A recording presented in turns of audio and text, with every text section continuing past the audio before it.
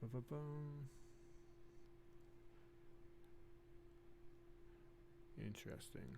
It says starting. This is new. Oh, and it says we are live. Apparently, we are live. What is up, internet world? It is me, the RP Ginger, and we are coming at you tonight with the session finale. It's actually session 6, but I'm going to title it session 5 because session 5 actually was lost to my inability to use new streaming programs, but I think we have it all sorted out. I can actually see my stream on YouTube, and hopefully it's looking good and sounding good. This has been a mini series that I have been running. This is the, like I said, the 6th session now. I'm going to get rid of that since I can see it.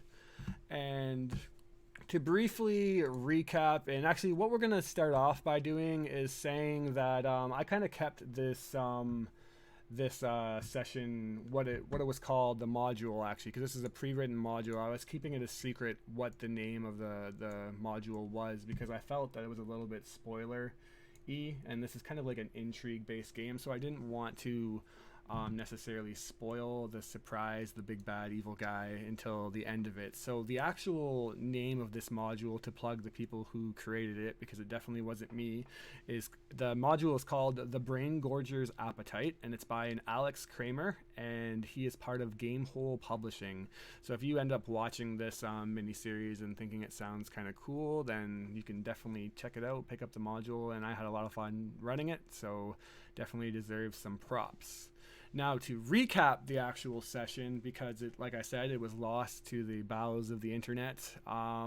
This adventure started with the heroes coming to a small city called Oakney's Hold. And when they got to the city looking for a new job opportunity, they realized quickly that the city has been experiencing a vast amount of changes in the leadership that runs the city.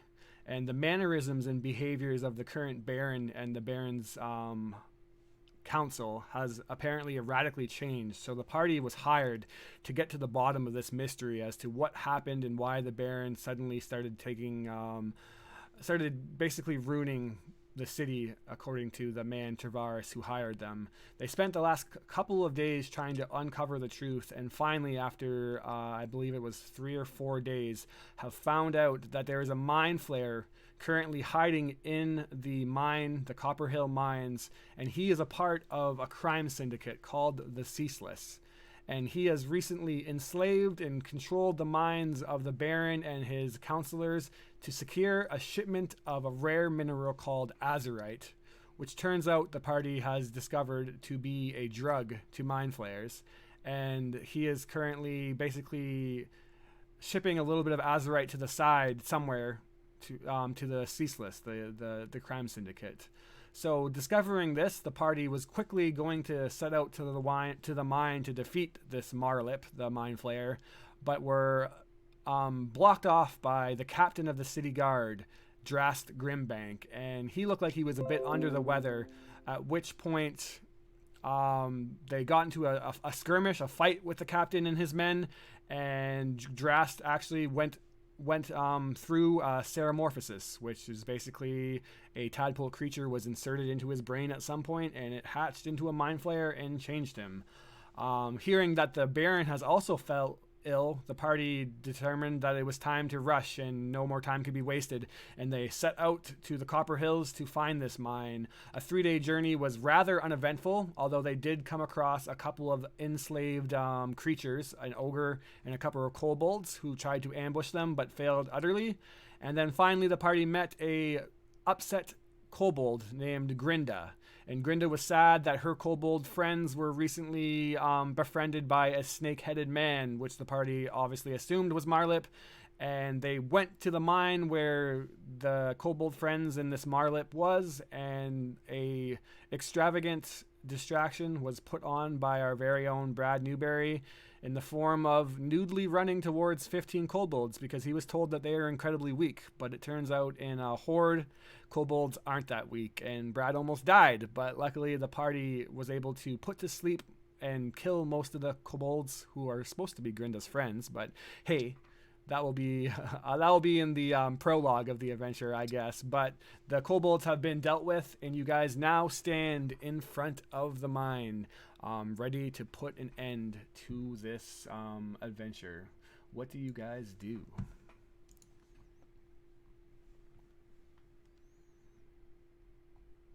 Brad, get your clothes back on.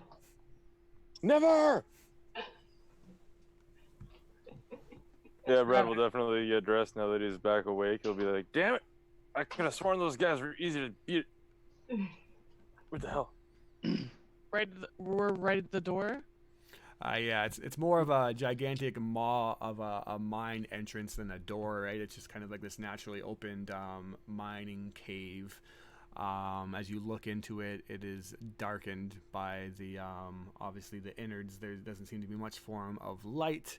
You look down and you see that torches are intermittently fastened along the walls, and there's a bit of light in there. But coming from daylight to the tunnel, it's kind of hard to look in from the inside or from the outside in. Can I use detect magic and see if I can find anything that looks like it's gonna hurt us? Yeah, you take a moment to mutter some arcane words, and with a couple of gestures of your hand, the senses of your mind start to feel out the auras around you and besides your party, within a 30-foot radius, I believe it is. You're not pinging off any magic. Have we slept since we fought the troll or the ogre? Yes, you did sleep since then, but you have not slept since Brad went down naked. So Brad, you're at like I can't remember what, but you're pretty hurt. I have 8 hit points, I believe. I was healed for 8 hit points, I believe. Mm-hmm. So a short rest is always an option. That is basically taking an hour to sit down and collect yourselves, and you guys can spend hit dice. But obviously, the world is not going to take a short rest with you, so you know that you're in for a big fight, and having fought one mind flayer that just recently went under Ceramorphosis, basically freshly hatched, it was a pretty tough foe. I guess it didn't really do a lot to you, but you watched it devouring the brains of guardsmen in single snaps. So you definitely wonder to yourself, Brad, or maybe you don't because you're confident as hell, but somebody in your party would probably be wondering if you guys are what to do at this point, push forward or rest. So what do you guys do? I just want to push forward, but that's my rogue. What does the mine, how is it laid out? Are there like carts or tracks or how? So do you want to step into the mine and check? Because I guess if you took like a step in, you would see that your eyes quickly adjust to the dim light as you poke your head in and look around. You see that the torches are, like I said, intermittently fastened on the wall. The roughly worked stone of a vast entry chamber kind of reflects the years of hard mining that's been done in this area. You see a set of cart tracks in the center of the room that approximately enter inwards about another 20 feet into the mine and then splits off into 2 different directions. You see a pile of broken rocks on one side, and there's also a bunch of mining carts kind of not currently on the tracks right now. They look to be under some kind of disrepair. Can I do a perception check to see if I can find any azurite or azurite dust that might have fallen off the carts from being transferred in and out of the mine? Probably be more of an investigation, to be honest with you, as you guys. I'd like to do that. It's probably going to be copper because they don't process the copper here. That is an 18. 18, you do not find any copper here. It just seems to be I thought dirt. that what happened was that copper was mined out of these mines, taken somewhere else, and then azurite was brought back. So I'm actually looking for azurite dust that had fallen off the cart from the return trip.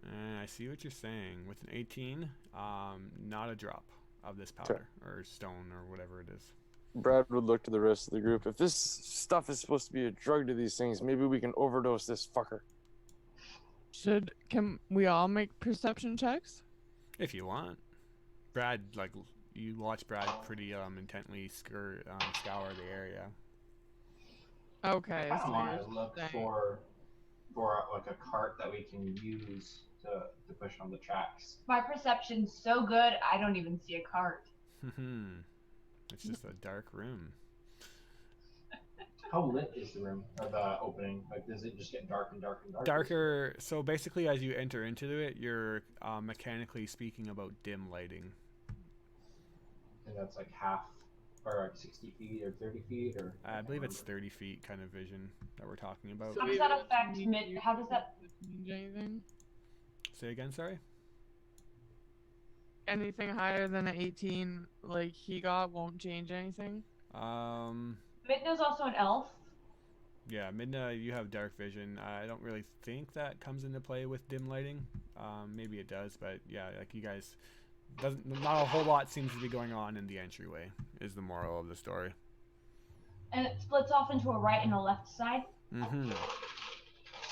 I guess if you want to step in and do like a perception check, what did everyone did? Who rolled? What did you guys roll for your perception? 22. 22. I would say that you hear Midna to faintly coming from the. I'm gonna describe the mine as you guys coming into it from the north, so towards the northeast, because remember at 20 feet into this the mine track breaks off into two different directions, northwest and northeast. You hear the right or the northeastern side the faint sounds of hammers clacking into stone. Okay. And I'm gonna relay this to the rest of the group. Start from the bottom. So All right. I will take that information and take 10 minutes to cast Guiding Hand and ask it to lead us towards the Mind Flayer's lair. Guiding hand was what it was. Let me look at what that is. Guiding hand. Is that a spell? What side Yep, was the hammer level coming 1. from? The west or the east? East. And So Guiding Hand is an incorporeal hand, directs you to one landmark you name that is on the same plane. cool. I don't even have that in my fantasygram, so that must be some new age shit. And what is your anchoring point? What are you looking for, sorry? The Mind Flayer's, like, the direction. Let's see. The Mind Flayer's nest, lair, burrow, Okay. bed. Interesting. And read me the spell again, since I don't have it in front of me. Sorry. Dun, dun, dun, dun, dun, dun, dun, dun. So the full text of the spell says, come on. You create a tiny incorporeal hand of shimmering light in an unoccupied space you can see within range. The hand exists for the duration, which is 8 hours of concentration. Mm-hmm. But it disappears if you teleport or travel to a different plane of existence. When the hand appears, you name one landmark on the same plane of existence. Someone in history must have visited. Oh, I have to have visited the site and mapped it. Never mind. That's what I figured. It sounded Rip. weird. So yeah, you cast Guiding Hand, but then realize that hey, that's not how this kind of works. Or you don't cast it because you probably would have realized that beforehand. Yeah, my brain. It's okay. It was a ritual anyway, so Yeah. we're good. So yeah, I wait 10 minutes and realize, oh, that's right. I have to be there first. Never mind. So, what do you guys want to do? Rest? Head eastward? Head westward? So there was nothing from the left side? No sounds coming from the left side, western side.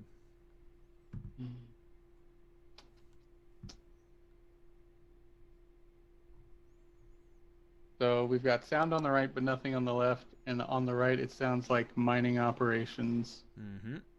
It's hammers hitting stone. So,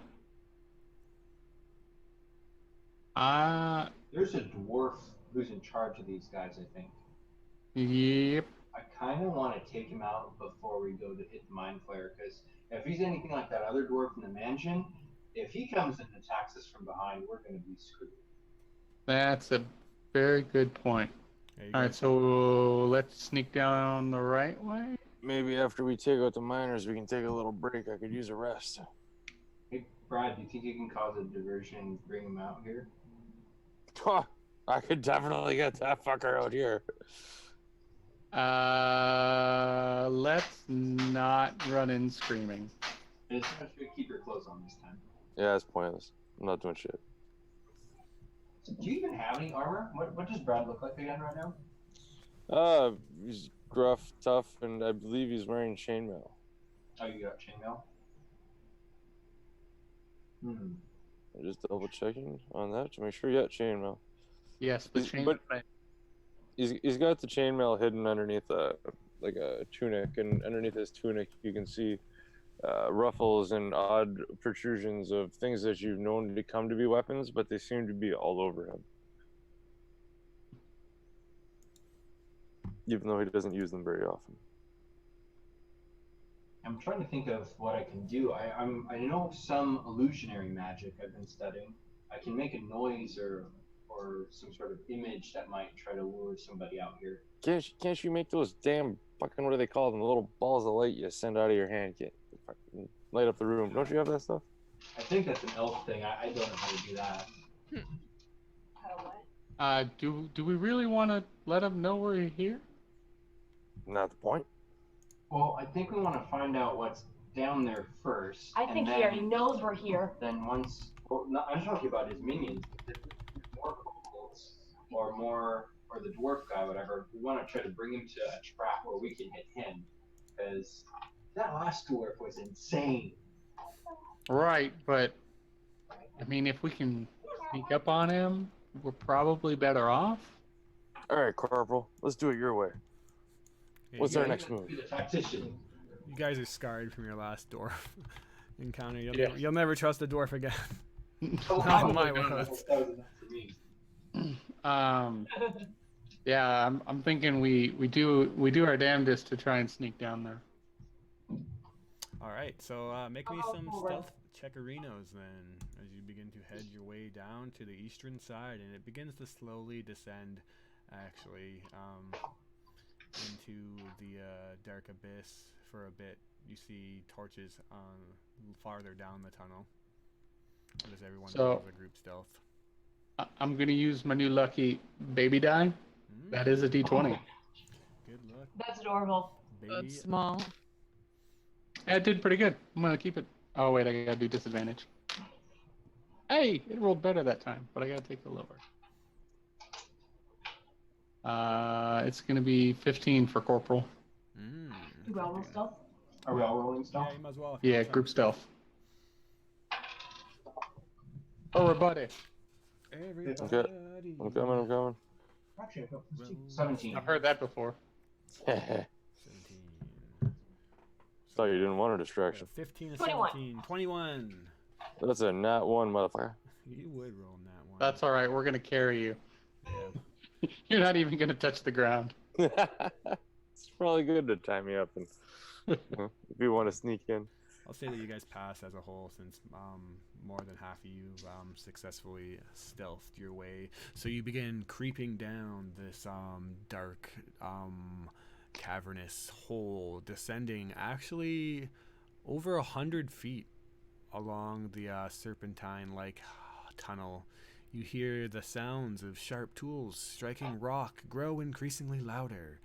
More immediately, though, from somewhere closer to you, you hear the sudding sound of metal on metal, accompanied by heavy breathing. Does it sound like combat? Like swords? No, it sounds like, as you guys hear it coming towards you, that a couple of somebodies are pushing a cart. You hear in Draconic, which one of you speak Draconic, right? Who was the one that spoke Draconic? Well, I hope it's not me. It might be me. It was. Nah, It was I'm common and infernal. Owen, I believe, because I see Owen trying to say it while he's on mute. Yeah, sorry. I didn't mean to- I was going to ask, so Minda, do you speak Draconic too? Or no? Now that I'm Is it- thinking about it, I don't know where we wrote down my languages, Chris. I could take a quick peek, although I don't think you speak Draconic, but in 2 seconds you speak Elvish, Common, and one additional language that you didn't choose. So Oh. I'm gonna say that just purely for Celestial. meta reasons. It's not draconic, but nonetheless, you hear it, Owen, and it's nothing poetic or even that discerning. They're complaining about having to push another heavy load of these stupid rocks up the hill. To which another one barks back, "Don't complain. We have it good here. This is good. The master takes care of us." And then they bicker back and forth to varying degrees of whether they agree. Should I stealth kill him? Wait, no. What was that the little one's name? Is she still alive? kobold? Grinda. Yeah. Brenda. You guys left her on the campsite saying like, "Hey, we'll take care One of of this." her friends. We dropped off a friend that was passed out. Oh, yeah. That's true. Yeah. We saved one. Yeah, naked friend. The rest of them died horrible deaths that we're not sure what happened. Five of them passed out from him. They're approaching you guys, so you are now seconds away before they amble their way. I turn right around into and just hide. Hide, and we'll like sneak up on them and try and just knock them all out. And You're just- currently in I'm like gonna a 8x8 tunnel, so there's really like no corridors to duck. So what is the big plan here for hiding? Even though it is dark, I guess you don't know. I use invisibility. You I just see wanna- Brad like shaking. He's like starting to get amped up. He's like, "Let's just rush him. Let's just rush him. Let's just rush him." Just I slam against the wall and try and be invisible. go down against the track on the ground. So can I tell if one of them's in front or are they both pushing from behind? There's actually more than just two of them. There's about four of them, and one is pulling pretty pointlessly as you start to see their shadows. Midna. Nobody else has dark vision. So I do.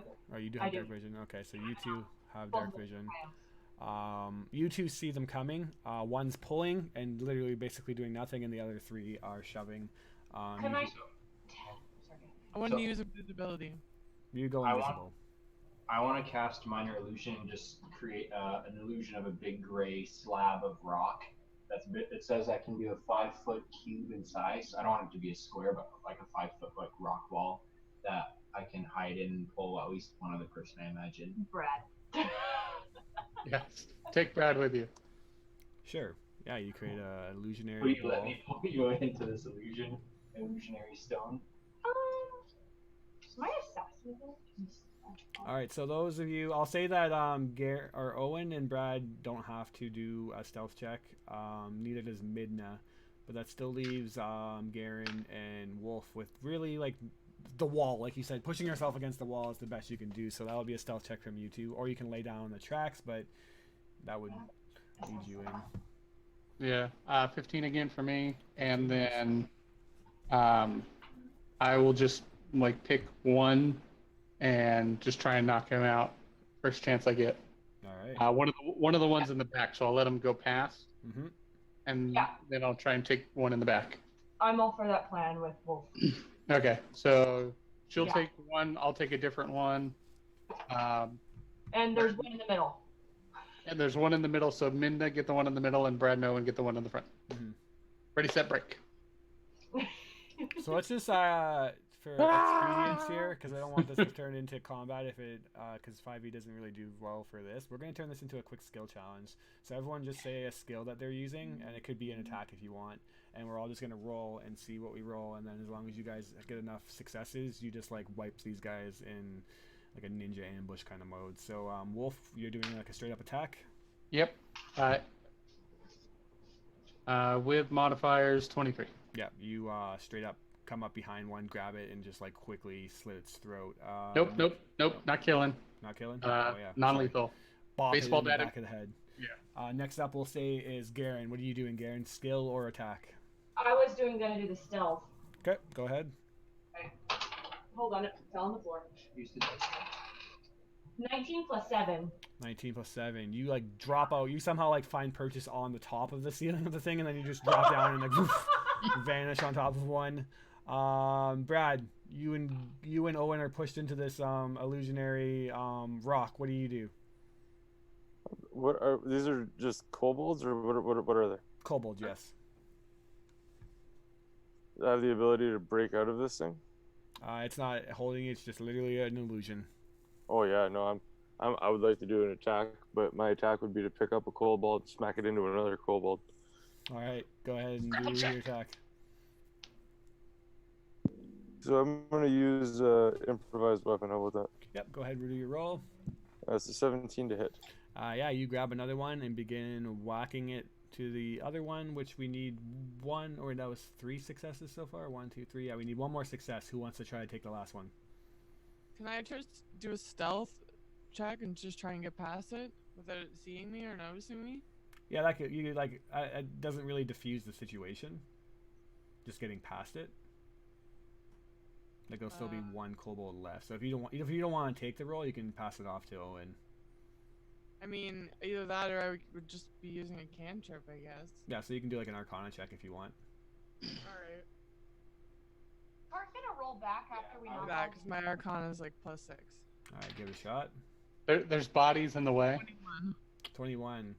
Yeah, so as Brad is smacking another one with another one, you kind of hit it to the ground. It like looks up and goes like it's getting ready to run, but you quickly, with a flash of light, just quickly take it down. 4 kobolds are knocked unconscious, and yes, the cart does begin to roll backwards, assuming someone tries to grab at it though. Yeah, Brad, Brad and I. Fine. All right. Brad and I'll tag team it. All right, since both of you grabbed onto it, you don't need to make a check. If one person was going to, they would have been, but you guys just grab onto it. You now have a minecart full of rocks and just basically looks like rocks. Can we knock it over off the track so it's blocking the whole track? Or can we just put a couple bodies in front of it as brakes? There's actually brakes on it, but if you prefer Oh. to use the flesh of kobolds, then yes.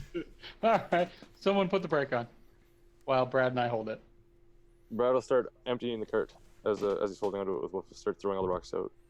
We could use this. Might be a quick entrance. Do I need to use the skill to break? Do you use what, sorry? Are you muted? Use the brake. No, you just... Not break it. No, you're good. I think you guys might be doing the weird mute thing again on your end, Garen and Owen. Where it mutes. Yeah, you guys are good now. Weird. I wonder why that happens. Is it copper or is it azurite? I assume it's copper. If you were to do an investigation check, you would probably passively figure out that, yeah, there does seem to be some copper in there. It's not like, it still needs to be, what's the word I'm looking for? Refined? Sifted through and then definitely refined in order to turn to azurite, yes. Okay, so it's raw ore. All right. Yeah. So brakes on. Let's. Do we still hear the hammer strikes and everything? Yep. All right. So there's still more down there. Let's continue sneaking. All right, yeah, I'm not going to make you roll again. You begin I'm heading... invisible for, I think it says... An for hour, one- I believe. Yeah. So yeah, you got some time on you until you cast the spell, or yeah, we'll see. You are invisible as fuck. Yeah, we'll see. Invisible. As you descend even further, the dim light of the torches now ahead of the main tunnel, you begin to see, finally breaking from the darkness, and you begin to, let me see. I'm trying to get to where the thinger is that I need. It starts to open up into varying, like there's a main track that enters into the depths of this mine, but as you get about 200 feet down, you start to see that there is naturally, or not even naturally, dug out tunnels of like almost like kind of like a maze going off in different directions, several on both ends, and it just seems like they're just randomly like kind of digging in places, and you see excavated copper and still raw copper ore in certain places, and the sound of the clanking pickaxe on rock is heard, and then you would hear a gruff voice bellow out to "Get back to work, you sissy lizards! What good are you?" And then a whimpering cry. I've ever heard one. What's that, sorry? Sounds like a dwarf to me. Pretty low, mean sounding voice. Everyone sounds a little quiet all of a sudden. Rebel, rebel. Blah blah blah blah blah. Turn down for what? Yeah, I don't know. Uh, Crank up that volume. push your headphones closer to your ears. Mm. Yeah. I can hear all the colors. Yeah. So what are you guys doing as you hear? Um, Sounds like it's up ahead of you. So we're just sneaking up on them, right? Can Yeah. I peek in? and Thank look you. around? Stealthily, of course. Yeah. Let's go and make a stealth check and see if you can figure out where this voice is coming from. 15 plus 7, so like 22. Yeah, so basically you follow the track and you see up ahead there's another empty cart now that's you hear like rocks being dumped into, and then as you go to basically the end of the tracks, off to the right of the tracks is a freshly being dug tunnel, and you see several kobolds digging away, and then indeed a shirtless, suspender-wearing dwarf with a massive axe and a big old beard and a scar across his right eye that pretty much has his right eye entirely almost shut. He's fully receding on the top of his head, but has this big, thick ponytail pulled back. Kind of the skillet look going on. He Is looks the tunnel- very. Is Go ahead. the, is the tunnel leading down? The tunnel has flattened out now that and is now level in here. If I were to say drop some. You guys are all really quiet. You guys, sorry, not you, everybody. It just got really quiet for me. It's weird. Maybe If I make were sure. to drop some ball bearings, would that affect them if they were to like charge us? If you can position it in a manner, I would check to make sure your headphones are still plugged in or something, Rachel, because everything's Oh, still they normal. are, and they're pretty like at a high volume, and you guys just went like right low. I'm worried if you guys go back up, it's gonna be real loud. Yeah, I don't know. Maybe try refreshing or something, because it still sounds still normal on my end. If I refresh the whole, is that like log out and then log back into the call? Yeah, maybe try that. We promise not to do anything without you. But then like, yeah, like Christopher's mic is really loud, but everyone else I can barely hear. It's weird. Okay, give me 1 second. I am gonna try and see if I can refresh this, guys. Sorry. No worries. We'll see what everybody else is doing while you do it. So you're looking to drop some ball bearings. That's fine. What is That affects their movability on the ground. I feel like we're on an incline. I feel like the ground would kind of like take it up, like there's already a bunch of rocks in the ground. Yeah, you don't really like it would probably have some effect if you find like I'm saying, like you could find an area and set up an ambush if you want, but like where you're currently standing, it's a pretty I'm just gonna get out my daggers. Yeah, I think we should see how many kobolds there are. If we attack this dwarf, doesn't that mean that the mind thumping, whatever the frig we call it, is going to know that we're here? If he's a part of the mind flayer's platoon, I guess. Yeah, but the mind flayer already knows we're here. So we Let's might just kill everything. That's the kill the things that need killing, but Oh right, yeah, whatever. Bluff and go for a road stab. I feel like the little kobolds are like more slaves, and we should probably avoid fighting if we can. No. yeah, we should probably. It'd be great if we could turn the kobolds on this thing. Something tells me they're going to be more afraid of him than of us. Yeah, you currently see one kobold collapse under exhaustion, and the dwarf starts kicking it and like, get up! What are you doing slacking off? And then it can't pick itself off, and then you hear him saying, what, you guys are already done working already? You've only been at it for 16 hours. Yeah. And then, fine, go get your relief. Tell those lazy lizards up top, outside the cave, to get down here and get to work. Ambush. Yeah, we need to try and get a jump on that guy. Yeah, can I go up behind and Should we wait for yeah.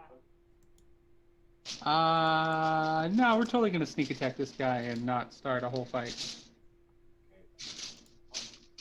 He said with confidence.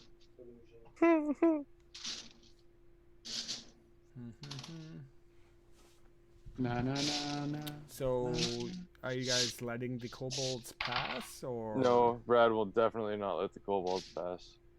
Okay. Brad will wait until all the kobolds have passed him and are within the set trap snare of the ambush, and then I will start hacking and whacking and smacking kobolds into each other to kill them all. Or to knock them out, sorry. Corporal. All right? knock them out. Kobold lives matter. You do see 7 kobolds, so it's gonna be hard to kind of like quickly dispatch all of them. Not with like a super huge awesome swing from Brad the awesome Newberry. Fair. I don't know how many I could hit with like a spin of 1 kobold, but So there's 7 kobolds, a dwarf. Is there anything else? Not that you see now. is the dwarf staying in the room while the kobolds are leaving the room? Yeah. Okay. He actually goes over to like a desk that's like stationed there with a lantern on it, and starts yelling out that they're way under the master's requirements. So you'll be punished if you guys don't start working harder.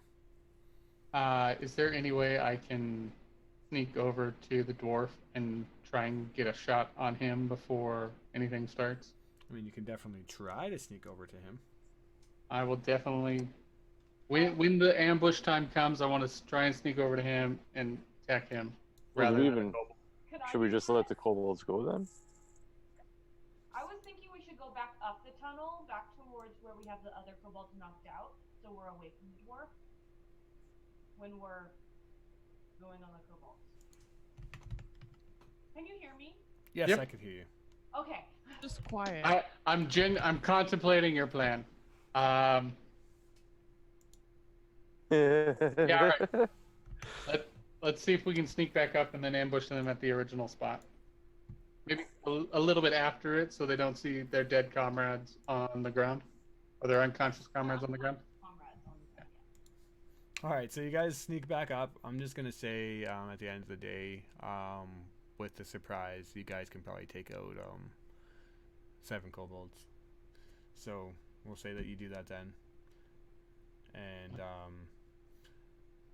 We'll go ahead and sneak back down to the dwarf I'm then. gonna sneak ahead of Corporal Wolf because I know he's very loud, and I don't want him giving away my surprise. I'm pretty clinky, so I'm okay with that. I'm gonna take a kobold that we just knocked out with us. Kind of use it as a suitcase, just for now. But Okay. I grab him by the belt and carrying him down with us. okay. Then yeah, go ahead and I guess so you got a suitcase. You're sneaking. Wolf, you're getting close, but letting Owen Garen take the lead. What's Owen doing? Owen's going to kind of hang in the back, not really sure how he's going to help in this fight because he's very conscientious of his spellcasting capability. It feels like he's already at half power, sort of. Okay. And Midna, what are you doing? It seems like the party wants to take a jump on the dwarf now that they got him alone and he's unaware. All right, so we're just like the party's just making their way to the dwarf. Yeah, he's like at the end of the tunnel, currently sitting at a desk impatiently, waiting for the other kobolds to bring some relief down. Am I still invisible? Yep. Then I'm just gonna keep following the group, but I'm gonna remain invisible. Okay. So then, stealth check from Garen. I keep on. Sorry, Garen and Owen. You guys are the only ones I'm having a really hard time hearing. I'm so sorry. I don't know why. It just sounds like it's really quiet for some reason. Computer microphone. Yeah, we don't have a mic. We're using computer mic. I rolled a 19. 19. All right, that's pretty stealthy. I'm pretty sure, Rachel, there is a way. I honestly don't know of it, but there's a lot of functionality in Zoom, so you might be able to, if you mess around with the program, turn up their volume. Yeah. Yeah, Cool. I don't honestly know how, but I'm almost 99% sure that you can do that. So like look around in the settings on Zoom and see if you can find something that can like boost up their volume. Yeah, I will. Because the thing is, when I turn up the volume in general, it just makes everyone else too loud, at least to be wearing headphones. Yeah, I tried to use my speakers, but it didn't work very well. yeah, I see what you're saying for sure. So yeah, look around in the settings, see if you can figure that out. But a 19 is definitely enough. This guy is unsuspecting. Like he's been bossing around kobolds for who knows how long, so he's not really expecting anyone to sneak up behind him. So you get up behind him and can go ahead and do all your assassin-y bullshit that I'm sure is about to take place right now.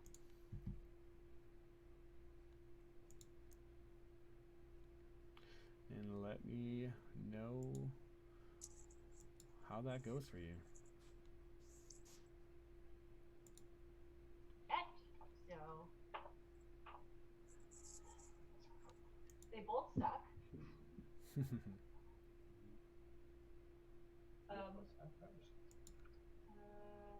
Plus 5. 12 on attack. 12 on attack. Oh boy, that is Advantage. quite unfortunate for you, because that doesn't hit him. And I guess what it is you're like sneaking up behind him, you're getting all angsty, thinking that you're gonna get like this wicked ass stealth assault, and then at the last minute, like just a slip of the foot or something like that, a rock tumbles in. He is a lot more aware than you thought he were, and you lunge at him and he jumps out of the way. You come like kind of flying over top of the table, you roll over now, and then you guys are like staring at each other as he's like, what the hell's this? What All of did a it sudden, a kobold comes flying over and smacks him. Yeah, that's where everybody else releases their ready to action. So go ahead and you guys get the surprise on him. So Wolf, what are you doing? 2 million damage. Yeah, that's what I'm shooting for. So let's see what we can do. There's just one, right? Yeah, one dwarf. Right Alright, now. so Great Weapon Master with a 19 to I hit. don't know who goes first. 19 to hit is 16, 19. Oh, he gets hit. Yes. Alright, so we will go ahead and use Divine Favor into this one, so plus a d4. That's not terrible. 11, 21, 22, 23, plus 26. 26 damage. All right, that doesn't kill him. Do you have another attack, or is that it? Nah, I'll hang off for now. That'll be it. All right, so I'll just see what everybody else does first, and then we'll actually resolve all the effects. So what is Brad doing? I'm chucking my kobold at him. All right, chuck a kobold. Yeah, I'm like fucking lobbing this thing in like a grenade. I don't even know how to do this attack, so I'm just gonna do a dex modified d20. Yep. Well, that's 18, and my dex is probably a negative. Yeah, it's a -1, so that's 17. Yeah, that would hit, but he's going to use his parry reaction to parry the flying kobold carcass. To which Garen or Owen, what do you do, if anything? How is line of sight? Is this cavern a little bit lighter? You got dim lighting in here, if that's what you asked. Sorry. So, from my position by the entrance to the cave, can I shoot with a crossbow? Yep. If that's the case, that's a 12. 12 misses. Dim lighting, too dim, too many allies. Yep. Bolt streaks off, and last but not least, Midna. What are you doing? Like to cast sleep. All right, that will break your invisibility. True, but everything else I will. Well, Pretty much doing any action is going to break your invisibility. So I guess you might as well embrace the fact that unless you want to sit back and watch, you're gonna lose your invisibility. yeah, if we're all fighting, I'm gonna cast sleep. All right. At first level. Yeah. All right, go ahead and roll 5d8. You gotta try to overcome his HP. All I'm gonna say is good luck. Yeah. Is it full 4, HP or remaining HP? 6. Remaining 4, 6. Are you doing total or? No, I'm just sorry. I'm just saying what I'm rolling. All right. Are you calculating or do you need me to? I can if you give me a second. I got it. 4, 6. What was the last one? 5. 7, 7, 3, 3. One 5. more. All right. Or wait, no. Wait, is that it? Yeah, I think that's it. Yeah, 5d8. That's it. 30. 30 HP of sleeping powder starts to sweep out of the cave. Interestingly enough, actually, AoE wise, that probably would have went to somebody else as per rules, but I'm going to say because it just affects the lowest HP person, but it doesn't put him to sleep for sure. And we'll just say that I'm not even sure if you guys do or not, but it doesn't put to sleep Wolf or Owen. Also, we'll say that you positioned sleep powder in a way that it wasn't. Although normally sleep is like an AoE thing, so you could actually put your party to sleep instead. It just targets How much was it? 30. Who's next to me? Oh, wait, it'd be between Garen and you. If you want to knock me out, that's fine. Garen, how much health do you have? 20. Is that how it works? If The sleep just targets the lowest HP person. I think I got knocked out. Okay. so it doesn't target No. the creature that I want to target. No, it's just an AoE puff of sleep and knocks out in order the lowest HP person.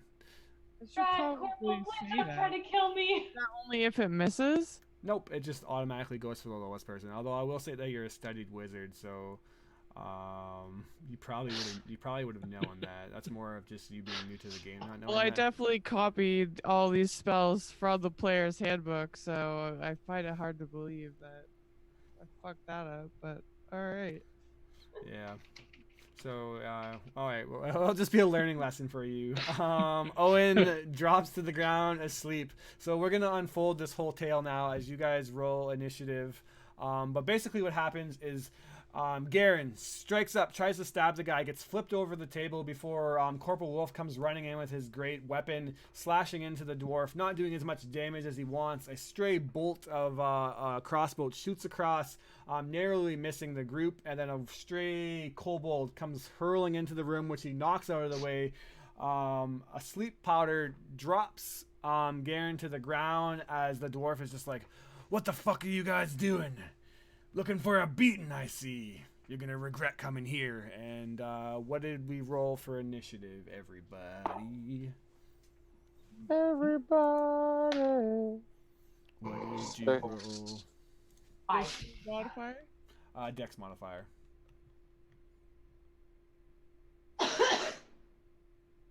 13. 13 on Midna. Brad got a 6. Yep. Garen got a 5. Wolf got a Oh, we're doing low end here.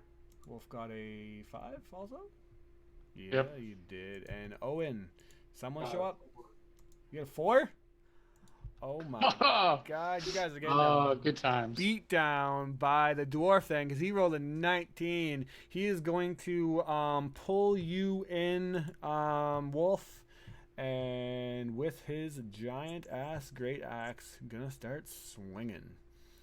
And the first attack is a 24 to hit. The second attack, oh wait, he should have did this in order. Is a 14 to hit, which misses.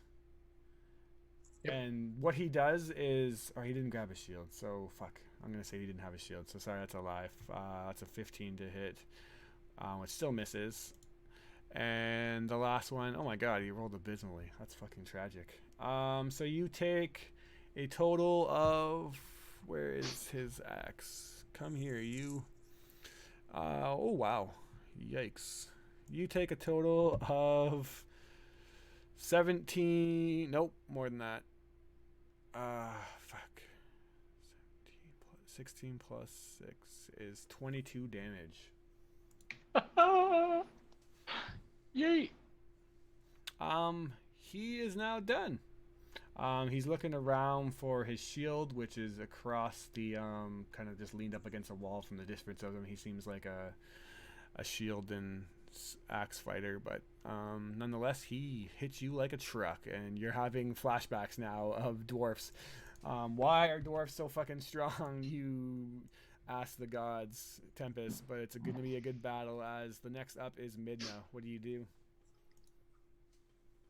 Fucking wreck him! Cursing to yourself, seeing. Sorry, your Garen drop volume to the just went ground. way down. Okay. That's because I whispered it. No, I meant Chris. Other Chris. Kick his ass! Okay. I'm gonna use Chromatic Orb, Yeah, you are. and I'm going to hurl an energy of fire at it, and All right. Go ahead, roll your damage. the ranged spell attack. Yeah, So roll I'm your not sure what to damage. do there. Roll your d20. Add your spell attack modifier. Which is 6.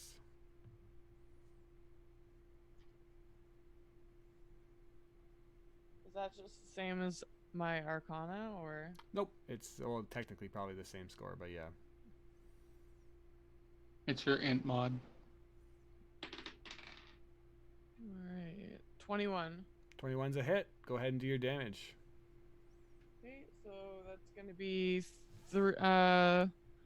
3d8 fire damage, I would assume then? Yeah, you would assume correct. 5, 6, 9. All right, nice. 9 in total then? No, sorry. 5, 6, and 9 is what I rolled. Sorry. You rolled a 9 on a d8? Oh, fuck, sorry. Please try again. Don't about judge. I was It's a like, wait a D8, but minute. it starts at 2. No, I just saw the. Oh my god. Okay, sorry. Roll the diamond. I know now. Alright, 3, 5. Ooh, 7. There you go. All right. I don't have that many fingers. I just added it. No worries. So yeah, a big orb of fire erupts in front of him, almost knocking him back into his chair, but he steadies himself now, bloodied by the blow. You see that his beard is badly singed, and he has to pat out some of the burning fire on it. Next up in the initiative is Brad. Your kobold assault did not work. What do you have as a backup? That actually infuriates Brad, to be honest. It infuriates him so much that throwing a kobold and missing this fucker is sending Brad into a rage. Mm-hmm. So Brad starts to rage and he rushes in. He sees the dwarf look for his shield. He's like, "Ooh, I can get that first!" And he runs over to it and picks it up. And he uses the shield and he shield bashes the dwarf with his own shield. Smack! All right, go ahead. That's improvised weapons. That's all I really got. There's a 19 to hit. 19 hits. And that is a 3 damage. Now, since I've already used my bonus action to rage, and I can't seem to use my bonus action from my Tavern Brawler, I'm going to action surge. Motherfuckers! All right. And I'm going to smack him with the shield again. All right. And bam. That is a... Ooh, that's only an 11 to hit. 11 is definitely not going to hit. But I still have the opportunity to grapple him, I believe. Yeah. Let me double check. You Let me haven't double used the check my bonus super. action yet, so I believe you're right. Yeah, but I'm not Chris. sure if I have to hit him or not. Can you? Sorry, is my HP just at 25? Yeah, it is. Sorry. Are all these turns included, like, because of the action surge? included as one turn for me, or are they separated into 2 technical turns? Nope, 1 turn. Okay, then yeah, since I hit him with the first shield bash, with this bonus action, I'm going to use my Tavern Brawler to grapple the dwarf. All right, go for it. All right, motherfucker. I'm coming at you. Coming at you with my strength and awe. And I'm actually saying all this stuff to him. I'm like, I'm going to shield bash you. Bam. I'm going to grapple you, motherfucker. Bam. 16 to grapple. All right. It's an athletics check at 16. Yeah, good luck. Good luck, motherfucker. He rolled a 22, and he says, "You call that a shield bash? You're fucking pathetic." You see Brad hit him with a shield and then try to grapple him, but the dwarf is so strong that he kind of just shoves Brad away. But Brad's not giving up. He's like holding on to the dwarf's ankle, and he's like trying to grasp at it, and he's like on the ground, and he's like, "I'm gonna get you! I'm gonna get you!" All right, Wolf, you're up. All right, so I will go ahead and swing at him. Great Weapon Master.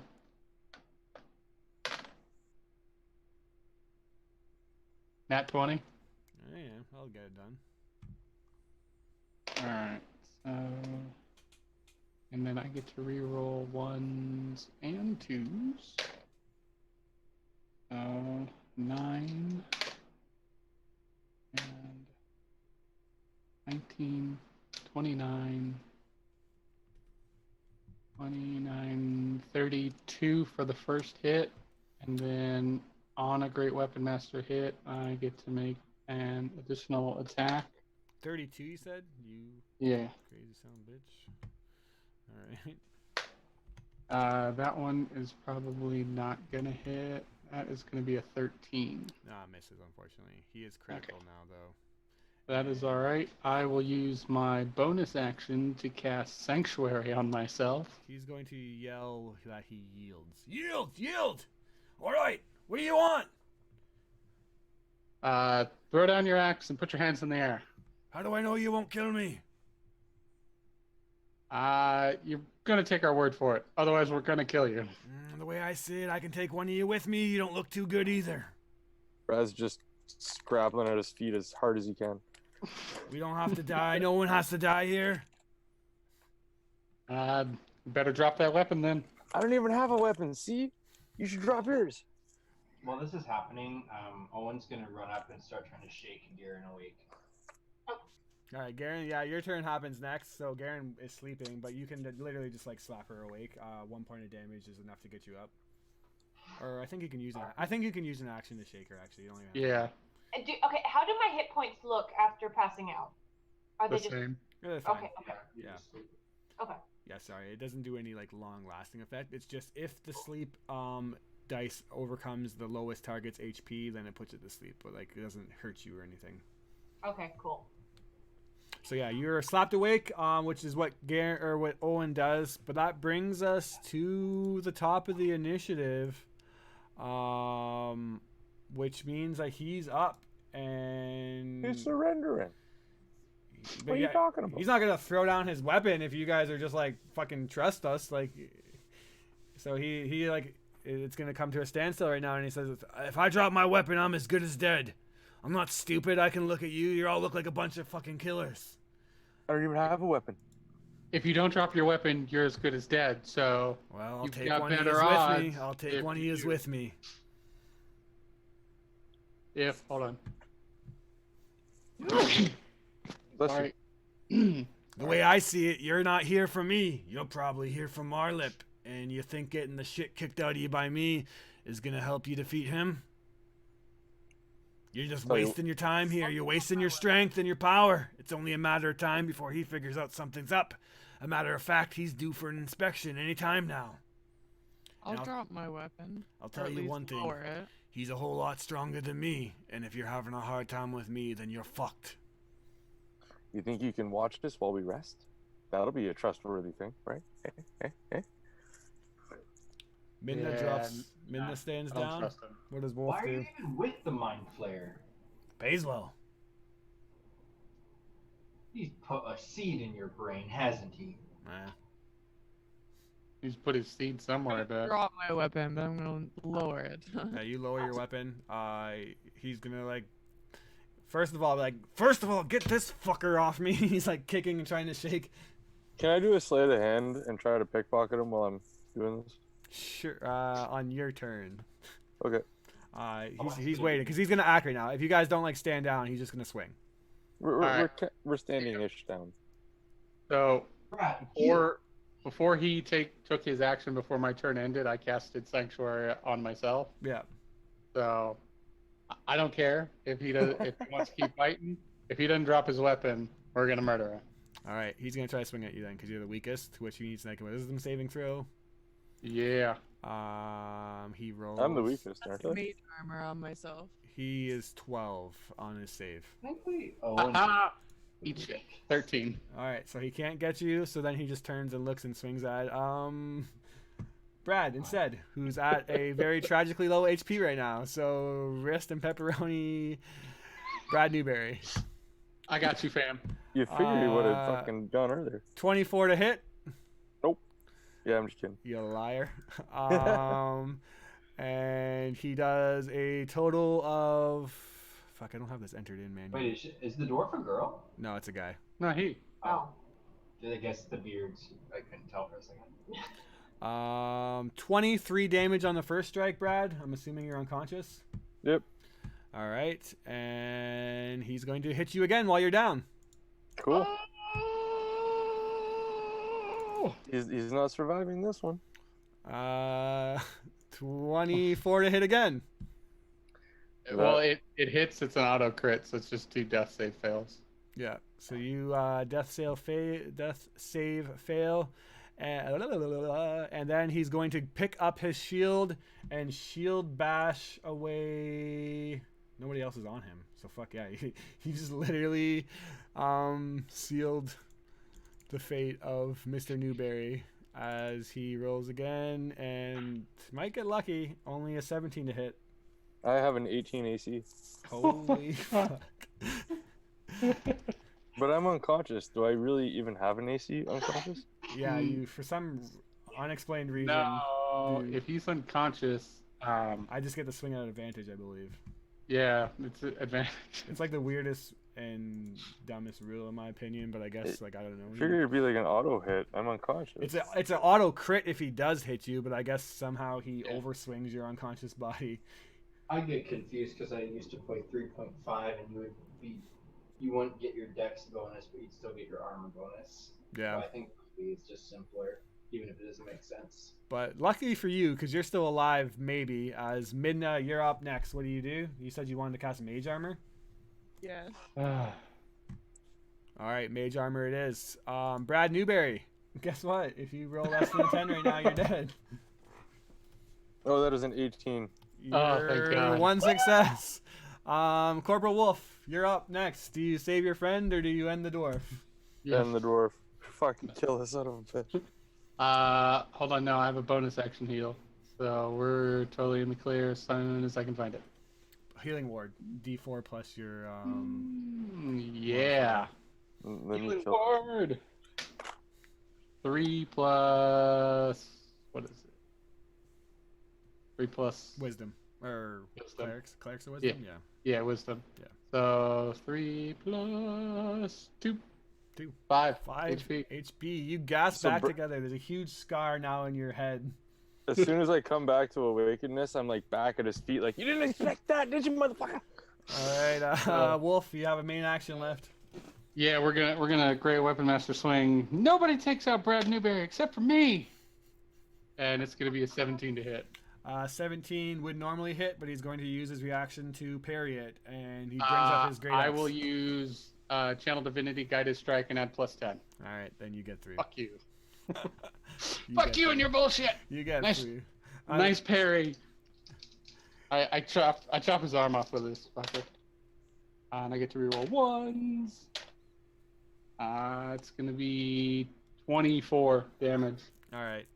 You definitely hit. So basically what it is like your weapon clashes with his, and he momentarily parries you, but then with the Define Fury of Tempest, you just like power roar through it and then slice at him. Go ahead and do your damage. You probably will kill him because you hit like a truck.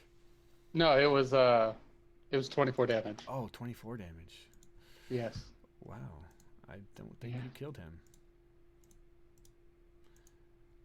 He is still alive. No. I don't think I'd that- pump a fervor into it, but I'll let someone else Yeah, take this. I don't think there's a way that he survives unless you two miss. As Garen, you're slapped awake to consciousness. You're still on the ground. You must pick yourself up using half your movement. Luckily, you're still pretty much engaged with him. You're just flung across the table like 5 feet. So you can pick yourself up and still easily engage on him if you want to. I really wish at this point I could rage because I would. Barbarian rogue, activate. That would be so funny. 20. 20 hits. Well, sorry, No. 20. Well, not natural, 20. Yeah. Not 20 damage, but I rolled a 15 plus 5. Hits. Okay. And you get sneak attack. Yay! Hooray for flanking! Probably dead. We'll see. 10 damage. 10 damage is more than enough to describe what it looks like as you take him down. So, Corporal Wolf is doing a wonderful job of just slashing and hacking at this guy. And then I, for some reason, just woke up. I'm pretty sure that this dwarf, like, knocked me unconscious when he threw me across the table. I don't know how. I'm kind of pissed. I kind of wish I could pull a Brad. So I'm, like, mimicking Brad. And I just, like, full on rage at this guy. Just go, ah! And, like, stab at him in the back of the neck. Awesome. Going straight for an artery. Yeah, and you hit an artery as the dwarf is meets eye with Wolf. Hate doesn't leave his eyes as he begins to sink down to his knees and then lifeless to the ground. As soon as he hits the ground, Brad Newberry picks up his shield and just starts crushing his face with it, going, "How do you like it? How do you like it?" You hear the sickening, gushing sound of metal shield on Broken Dwarf's skull as Brad makes a mess pretty disturbingly. He doesn't like it, if he could answer. I'm good. That was hypothetical. Heavy breathing is the only thing that's holding now as the sounds of battle have ended, and again, another powerful dwarf. In my world, all dwarves are at least CR 15. Pickpocket this son of a gun. Good, so that's 2 levels, right? No, I'm gonna take a good. long rest in this cave. So, yeah, what do you guys do now? I'm gonna steal all the stuff on him. Sure. Was I awake when he said that I was going to come down? I can't remember. Was I asleep? It was You- nap time. You weren't, but I'm sure someone could say that to you. Please I tell wanna me he had a use great Tech sword and not a great axe. Great axe. Gosh, damn it. Why, is it a problem? Yeah, I want a great sword. It's a pretty nice looking great axe. I want to use detect magic and see if there's anything I can find out down here. It's a magic looking great axe. Yeah, but I mean, like, can I use detect magic to find anything else that we No, haven't? that's what I'm seen? saying is that when you Nice. cast detect magic, the axe is the only new thing that pings.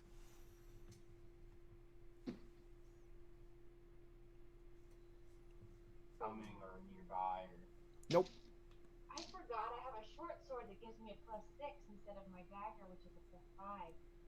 Rip. That earlier, huh? Yeah. But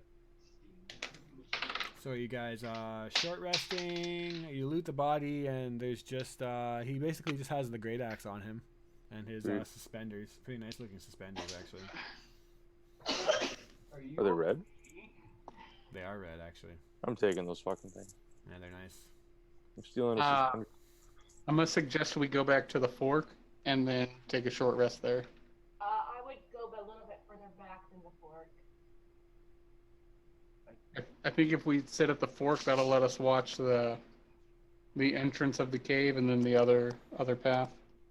But yeah, he's doing it time, so we're not going to get a rest if we do that. Is this room a dead end? If Yes, it is a dead end.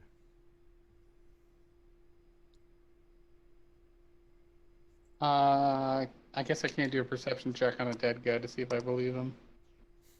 Correct.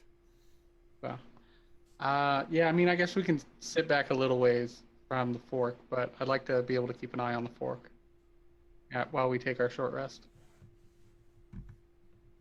All right, you guys begin to head. Does anyone grab the axe? I'll grab it, but I won't use it. I'll stick with my greatsword. Sell Okay. it later.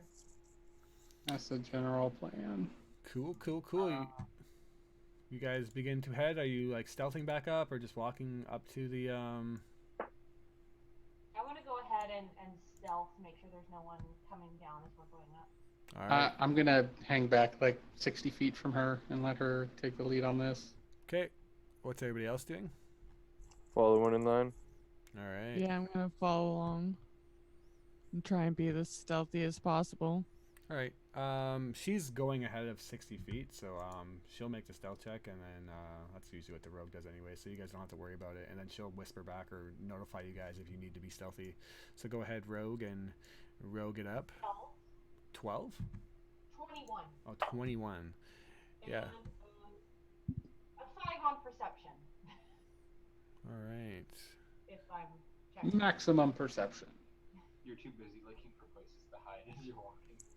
So you begin to shuffle your way back up the slowly inclining cart tracks, and you're now just a couple of feet away from the fork where you guys originally made your decision. Are you doing anything else? Just heading up there, or you guys have that weird mute thing going on again? She says she wants to make sure nothing's coming at us. Nothing's coming at us, so that'd be a perception check. Okay, well, you I rolled a 5 on Oh. perception. Unfortunate. 18. You're unfortunately too far Oh, behind. am I too far back? Yeah. Colin would So probably be getting ready his lamp to light and like paint somewhere if we're gonna take a short rest. So he's not really paying attention, just following everyone. yeah, you are sneaking your way up, and you are very confident that you are as quiet as a mouse. Let me see here though, because that is interesting. Do-do-do. 1 second. I am definitely not doing any sneaky, nefarious behind the scene things. Do not worry. Yeah, that's interesting. So yeah, you get up to the fork in the road, and you're looking around, sneaking, and you do not see anything, and then you hear the sound of like a suction letting go from above you. And then you look up, and a curtain of black just falls on top of you, or tries to fall on top of you. And it is going to try to fall on top of you with a total of only 12 to hit. Ha! I beat it. You fall backwards, rolling out of your way, kind of into like a 3-point stand, looking, and there's just like this sickly looking. It almost just looks like I guess an octopus. I guess not a mind flayer. Sorry, I should be more. It's just this large, fleshy creature that was hanging on the wall, and it completely falls flat onto the ground with a loud thud. You see that it's kind of like tentacle-like legs begin to pick itself up off the ground, and underneath it literally does look like a massive octopus that fell from the ceiling. Its head looks like a stalactite, and it picks itself off, and you see that it has 5 or 6 glowing yellow eyes now, and it begins to scuttle towards you. As you now look up, you see that there are another 2 pairs of the same scuttling yellow eyes, as it seems like there is a couple of these creatures hanging on the ceiling also. You roll initiative quickly to see who's quicker. You are the 3 dark mantles.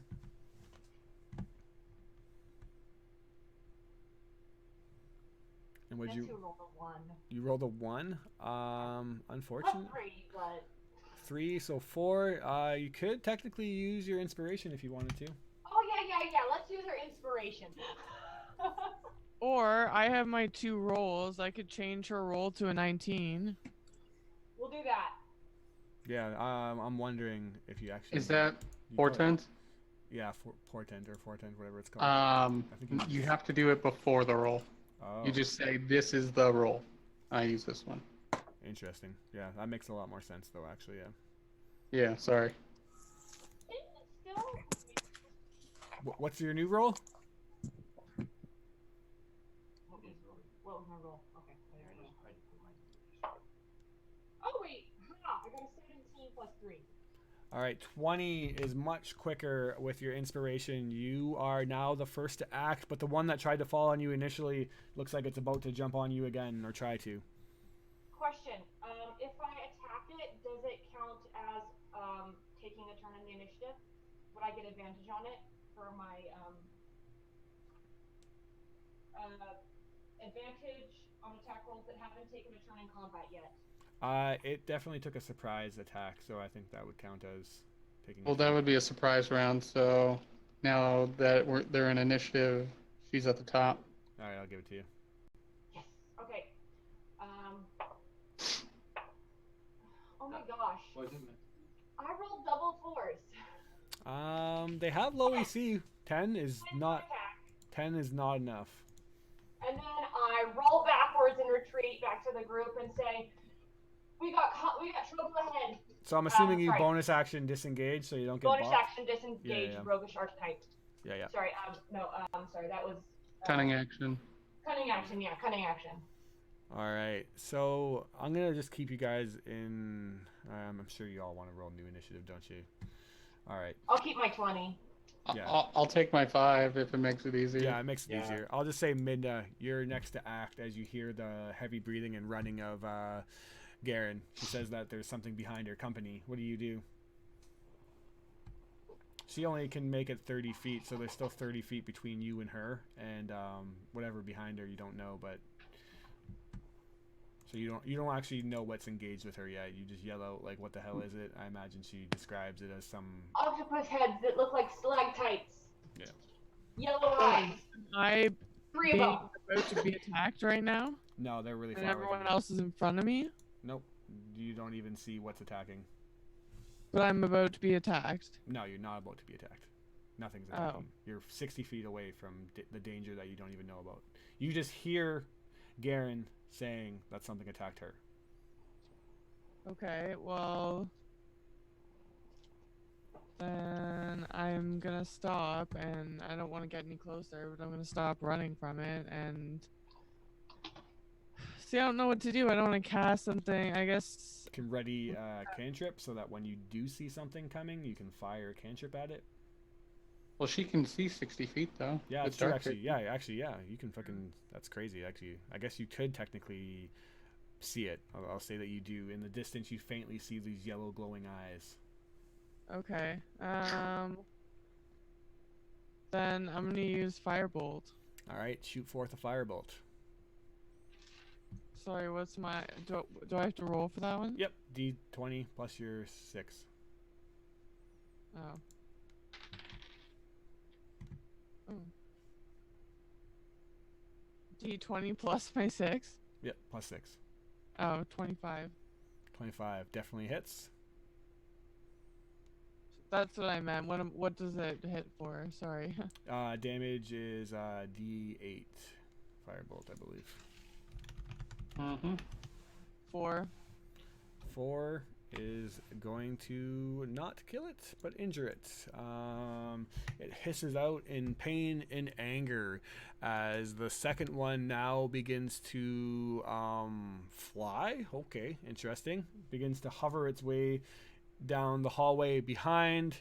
It is going to catch up to you and try to crush you again, Garen. This time rolling a 21 to hit, which I'm going to assume does so, and if the target is medium or smaller, engulfs the target's head, and the target is blinded and unable to breathe. And you take That's revolting. 7 damage as this thing now lands on top of your head and begins to smother you. my god. So Kieran's whole head is I need a enveloped. pencil. Yes, Brad Newberry.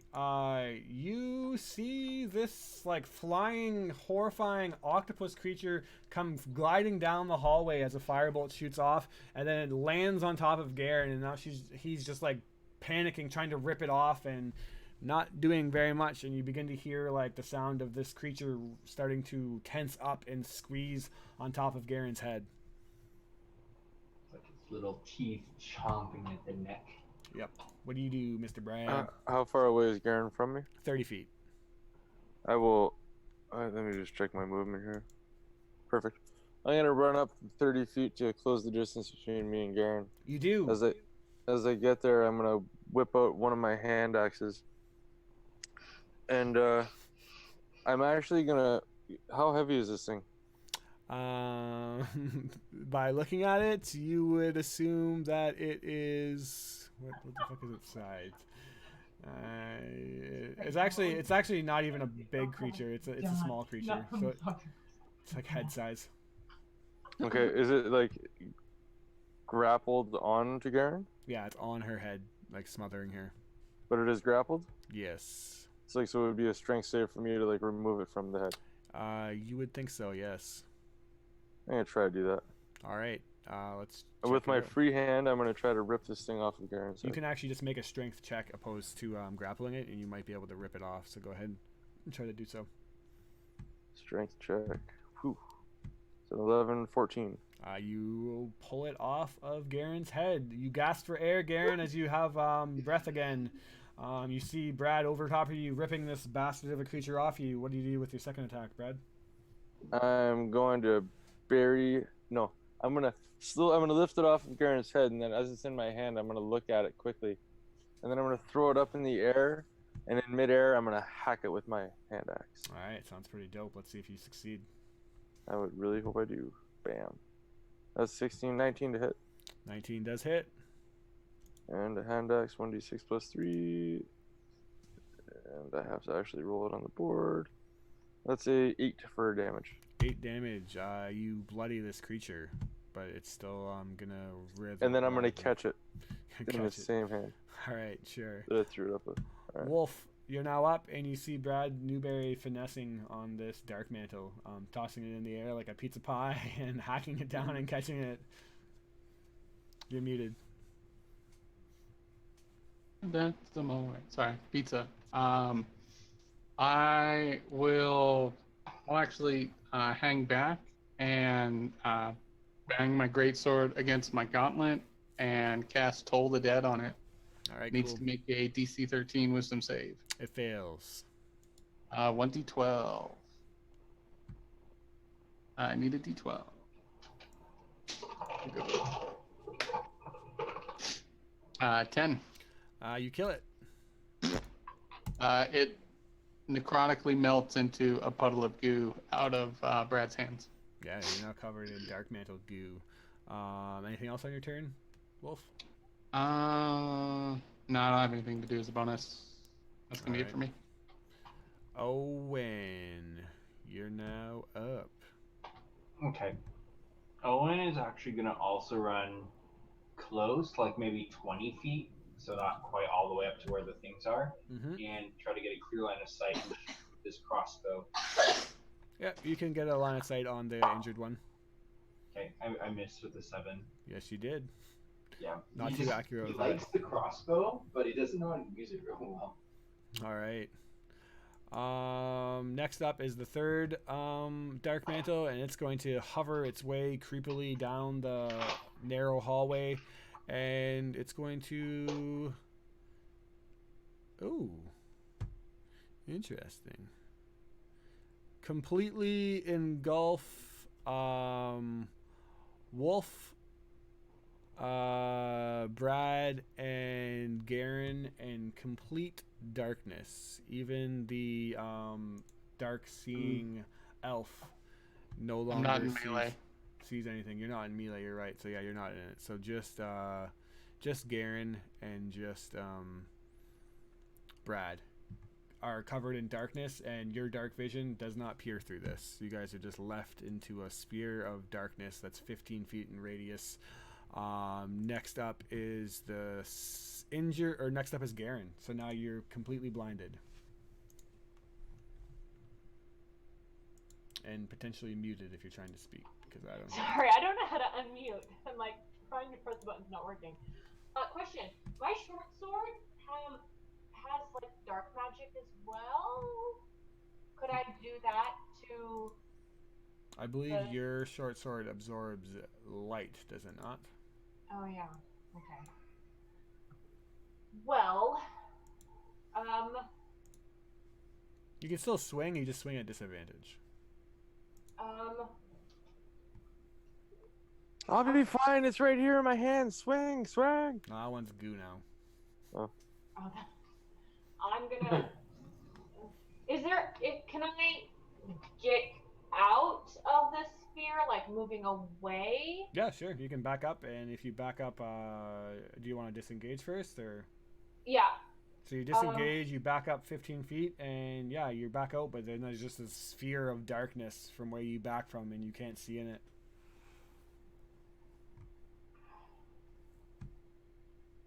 Okay, I'm gonna go back in and swing wildly. All right, fuck it, and then you just start swinging, and I rolled 2 11s, so wait, why did I roll 2 dice? disadvantage. Oh, disadvantage, right? I rolled 2 11s. 11 is its AC, so you hit. Oh, sweet. Well, And- plus 6. And you're engaged with Brad, so you get your sneak attack on it. I get what? Sneak attack damage. Sweet. 5, 6.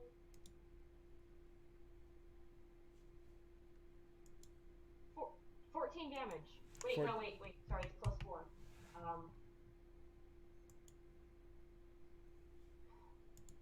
18? 15 damage. 15? Yeah. Okay. 15 damage. 15 damage is enough to take this one out also, as you hear it squeal out in pain and then feel it wrinkling around your arms and then falling limp.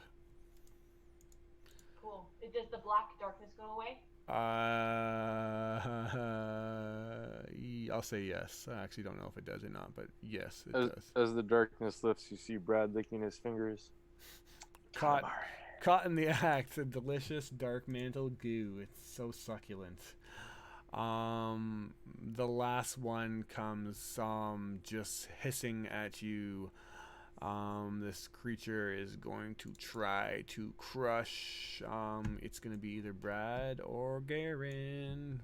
And today it's Garen, so it rolls a 20 to hit, not natural, and does 8 damage and blinds you again as it's on your head, suffocating you once more. It puts Midna up. You see this creature resting on top of Garen's head once again, trying to take his life away from him. What do you do? Hit it with magic missile. All right, that's an accurate spell that hits exactly what you want it to. So cast 3d4. The percussion might have a small effect on Garen. +1, right? +1 on each one, yes. So you can just. All right, so 5, Okay. 2, Okay. 4. So that is 7, 11. 11's because it's already injured enough to take it down, and I believe you don't even get hurt, Garen. You lucky dog, you. Just thump, thump, thump, thump. These 3 bolts of magical energy missiles torpedo towards the dark mantle, pierce through its dome top head, and then 2 more into its 2 yellow eyes, blinding it and killing it. It falls off your head, leaving this kind of goopy slop in your hair, but bounces off your shoulder and then hits. You see Brad kind of walk over to you and dip his finger in your goopy head and take another taste.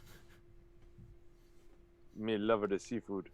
All right, the mantles have been dealt with, but you definitely don't think that they were there last time, so do with that information what you will. Seems to be blocking our escape. What are we gonna do? Kill it. Let's finish this short rest we were planning on. Yeah, So you yeah, guys now forgot. head back up to the fork in the road, being extra careful to look to see if there's any more mantles hanging on the ceiling.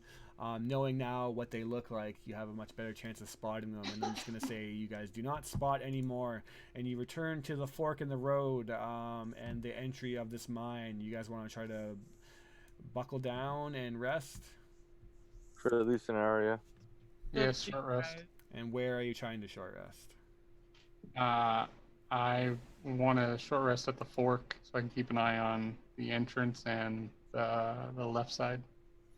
All right. Brad, feeling smart, has overflipped the cart that he believes is there and is sleeping underneath it. All right.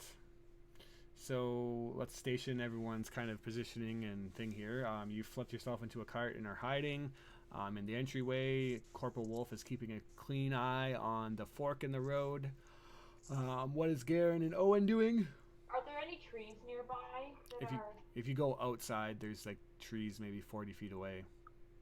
I might climb up in one of those with my bow and just kind of chill out, resting up there with You them watching. would be definitely putting yourself, just to clarify, quite far away from the party. Oh, that would be far away. Okay. I might chill out on the other side of the thing he's resting. Okay, so you can you can chill on the entry of the mine itself, which is basically 20 feet away from Wolf. And then in the middle of that 20 feet gap, this entryway, you see Brad huddled under a flipped minecart. Owen, what are you doing? I'm next to Brad's cart, actually. Yeah, okay. Owen's probably just gonna try to sit down next to the cart so he's like has his back to something, and he's gonna try to light his lamp and keep it dimly lit and start studying his spell book to do arcane recovery and regenerate his spell slot. Alright, so you're definitely going to try to do that. Midna, what are you trying to do? I'm gonna do similar to Owen and sit facing the opposite way, kind of like back to back, and just recover, like try and like we're just doing a short rest, right? Yeah. You guys actually have to get the hour first, so you don't know time is going to definitely elapse here before the hour comes, but Yeah. that's what everyone... Can I try to do medicine to try to heal some of my neck wounds? And you don't really have like anything to heal this besides magical healing or potions or whatnot. Medicine doesn't really... There's a feat that actually lets you use a healer's kit, but you don't have a healer's kit or the feat, so you kind of screwed. Kit. You can poison yourself if you want. Okay, so the watch begins and about 10 minutes passes by. There's a lot of tension while you guys try to sit and wait, and let me just see here. Anything, blah blah blah.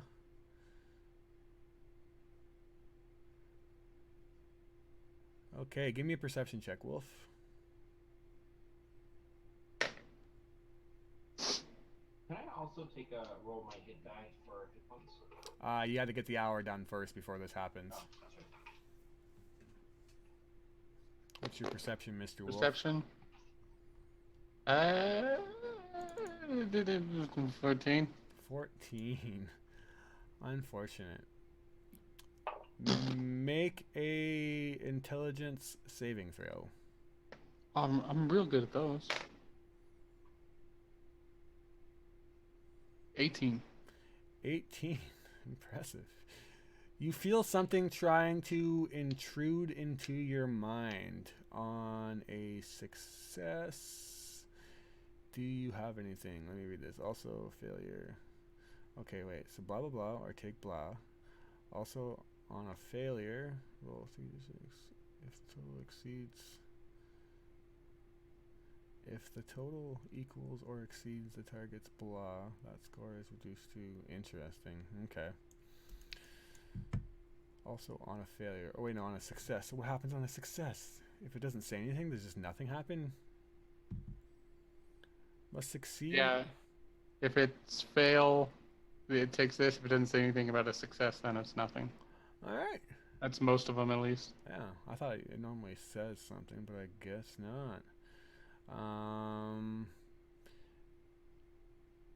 Or take, yeah, so yeah, you take nothing. You feel something try to intrude into your intelligence, but you block it out.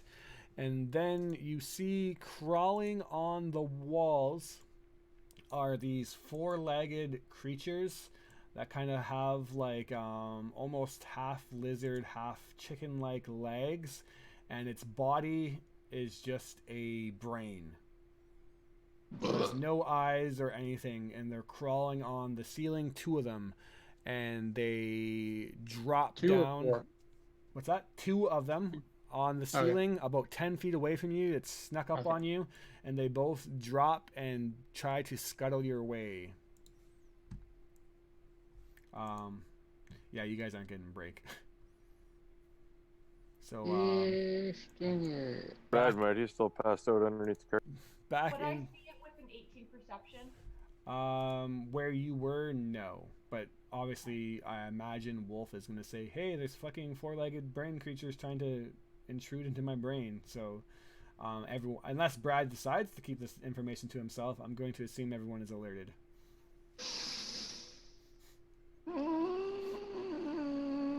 Yeah, all right. All right. They're four-legged brain things? Two four-legged brain things. Two four-legged brain things. I'm Alright. gonna quietly just back up Okay. and not say anything. Are you really? And I'm gonna try and deal with this myself. All right. Initiative. Sounds like a bad time. Bold move, Cotton. Let's see how it plays out. 17. 17. Well, you're first to act, so you begin to slowly back up. What is your course of action here? I am going to hold my attack action until one of them comes within melee range of me, and then fucking swing away. All right. Everybody else, just for expedience, roll initiative, but he hasn't said anything yet. This is eventually going to become initiative, so When I start screaming like a girl and running away. might as well get you in. I have an 18. 18 on Brad. We'll do next. Midna, what did you roll? Nat 20. Nat 20. Nice. Next up, Garen. Aaron is 17. 17. And what did Owen roll? Sorry? 11. 11. All right, so you're readying your action. Next to act, since it's only you and these creatures in technical initiative right now, is the first one that tried to intrude onto your brain, and it comes scuttling in, and at this point does not make an effort to do so quietly. Gets within 20 feet of you, and you're going to need to make an intelligence saving throw again. 10 feet of you, sorry. All right, let's get back here and right there, and 19. 19. You're good. Holy fuck, I should have read this ability first. And blah, blah, blah. Give me 2 seconds here. Get out of my mind. This is a wall of text I got to read. So, blah, I should have had this read beforehand. Sorry, guys. Protected by blah. If it Wall of works, texts are the worst. consumes the target. Oh, wow. Teleports. Holy Christ. I should have did this instead. Wow. This would have dramatically changed everything. Oh, my God. Probably for the best. I Too late, fucked can't up. do it, no I take fucked backs. up, I fucked up. Okay, this is good. I can't retcon it now. These were just suboptimal creatures, I guess. So, wow. Holy Christ. Okay, next up is Owen. There's a four-legged brain creature in this building now, interrupting your arcanal recovery. Owen yelps, tosses his spellbook up in the air, and tries to clamber on top of the cart, which is Brad still underneath the cart? Yep. Yeah. And then Owen's gonna be like, there's a brain thingy! And then he fumbles for his crossbow and tries to shoot it again. Which rolls a 12. Actually, sorry, 14. 14. 14 does indeed hit. 8 damage. 8 20 damage. black range. Nice. Finally finding some purchase. You launch a bolt and it sinks into the fleshy brain tissue of this creature's torso, head, face. You're not really sure what part of it is what, but it's gross looking. All right, next up is another one to which, hey, Mr. Wow, this ability is so much better than the other one. Fuck. Give me a intellect check. Wolf. Fuck. You stop trying to mind control me, you gosh damn mind controlling bastards. 17. Holy fuck, you're getting so lucky right now. Screw your mind controlling bullshit. All right, no mind controlling bullshit occurs. I feel you burrowing into my brain. Oh, this ability's not as good as I thought it was. I couldn't have actually done that, so you're good. Bud. And if nothing comes within range, can I go chase something down? Give me a second here. I'm just reading. This one is going to come and try to claw you actually, because it has multi-attack and. Oh, all right. It is going to claw. I suboptimally played the first one, but this one is not suboptimal, and it rolls a 23 to hit. You can swing back at it. I get to attack first. Yep. Fuck you! I held my action. Stupid brain thing. Yep. So we're gonna Grey Weapon Master this shit because reasons. No, 19. No, hit. All right. So. Oh, good thing I get to reroll ones. All right, so 10,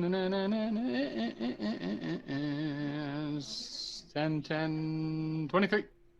23 damage? Fuck. Fuck you, creepy brain thing. You completely slice it in half and don't get hit by it. It's dead.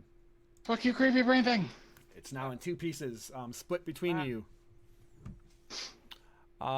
Creepy brain thing being dead. Midna, you are the next to act. Although I should mention to you that rising all around you, you suddenly hear the chilling sound of a almost childlike chuckling. It seems to be coming from deeper in the chamber, a farther distance away, but at the same time all around you, almost as if it's in your head, this laughing. If I use detect magic, would that tell me where it's coming from, or no? You could try. You don't really know. You could cast it. You would be having to cast it as a spell at this point because you couldn't ritualize it. Yeah. That's fine. All right. So yeah, you want to spend a spell slot to do detect magic? Yeah. All right. I want to know where it's coming from. Let's see. That is at will, or not at will. It lasts for 1 minute, 30 feet away. You don't know yet, but it will last for a minute. Concentration. So whatever it is, it's not within 30 feet of you. Because I believe that's how far detect magic goes. Make sure you're checking your spell slots off too. That's at least 1, and then a magic missile, and then a sleep. So you got 3 spells spent. All right. So your detect magic's booming out. These devour. This creature is obviously magic in nature, but it doesn't seem to be the one that's laughing. Can I see the creature? The 4-legged brain creature. Yeah, you could see it, but it's not what's causing the laugh. However, after your action is now over, the laughing continues, and then pinging off 30 feet, you suddenly start to get the aura of an entity beginning to come down the fork of the road from the western side, and the laughing grows, and stepping out into the fork in the road is none other than a purplish gray skinned mind flayer who isn't making any vocal noises, but somehow you can just tell by the way that his tentacly face is withering that he is laughing, and he speaks out to you all saying, "You fools thought you could take a rest." And he laughs and takes something in his hand, and it's this blue powdery substance, and just does a big and sucks it up into his tentacles, and "You're going to pay for interrupting my tasty little snacks." And he is going to blast you suckers with a powerful attack. Good luck. This is it. Does the card that I'm underneath give me any protection from this blast? You don't know if he's going to target you. I'm reading to what he can do because this guy can do a couple more things. The first thing he's actually going to do is read this particular spell because I don't want to fuck it up. I'll be back in like 1 minute. Good. Give me a second here. Hey, I'm gonna be back in a minute as well. All right, why don't we take a 5-second break then? 5-minute break, everybody. Dramatic break. Look, Go get a drink. Let the DM read the abilities of his monsters. Yeah, because he prepared this session about 2 weeks ago now, or 1 week ago, and then didn't refresh prep. So he is a crummy DM. And I don't want to cast a spell and have it do one thing and then realize one of you know-it-alls are like, that spell actually doesn't do that. Oh, rules lawyer to save my life. Yeah. If it cuts through blah blah blah, nothing. Yeah, this does exactly.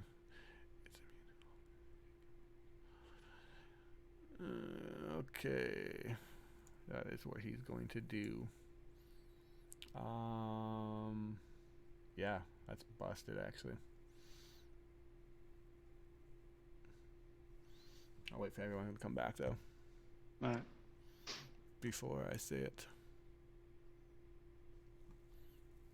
Yeah, if you guys wanted to long rest or short rest, you definitely didn't want to do it in here. I tried my damnedest. I was gonna take care of everything, but everybody had to wake up. It's actually pretty precarious of a situation. It might be a potential TPK. Don't you TPK me? What I miss? What I miss? I was just reading my spell. I didn't do anything. We're all gonna die. Okay. Sorry. Like we all didn't know that from the beginning of this. Someone cast haste on me. Let me murder this guy. Oh. Ha. My character's been running from death for a while, so if I die. It's just our time. That'll be great. We'll If die I on die, the last we just boss. won't be able to do the second campaign that comes after this. Only character. Garen had a long lost daughter. There you go. My best friend, who also ran away at the same time, has been looking for me.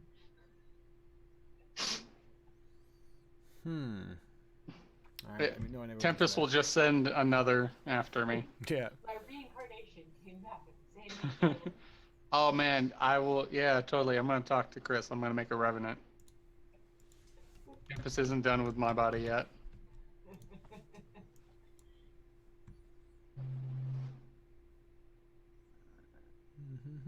Either that or I have a Dragonborn Paladin that needs some exercise. There you go. He got tired of Chult.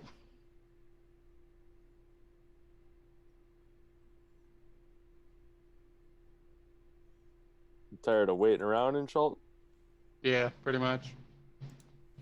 I actually started running a session for a couple friends, and I'm debating on taking them to Chult and then bringing my Paladin back. There you go. Like, you stumble across this Dragonborn Paladin who wants you to serve him and his Dark Lady. Nice. All right, everyone's back.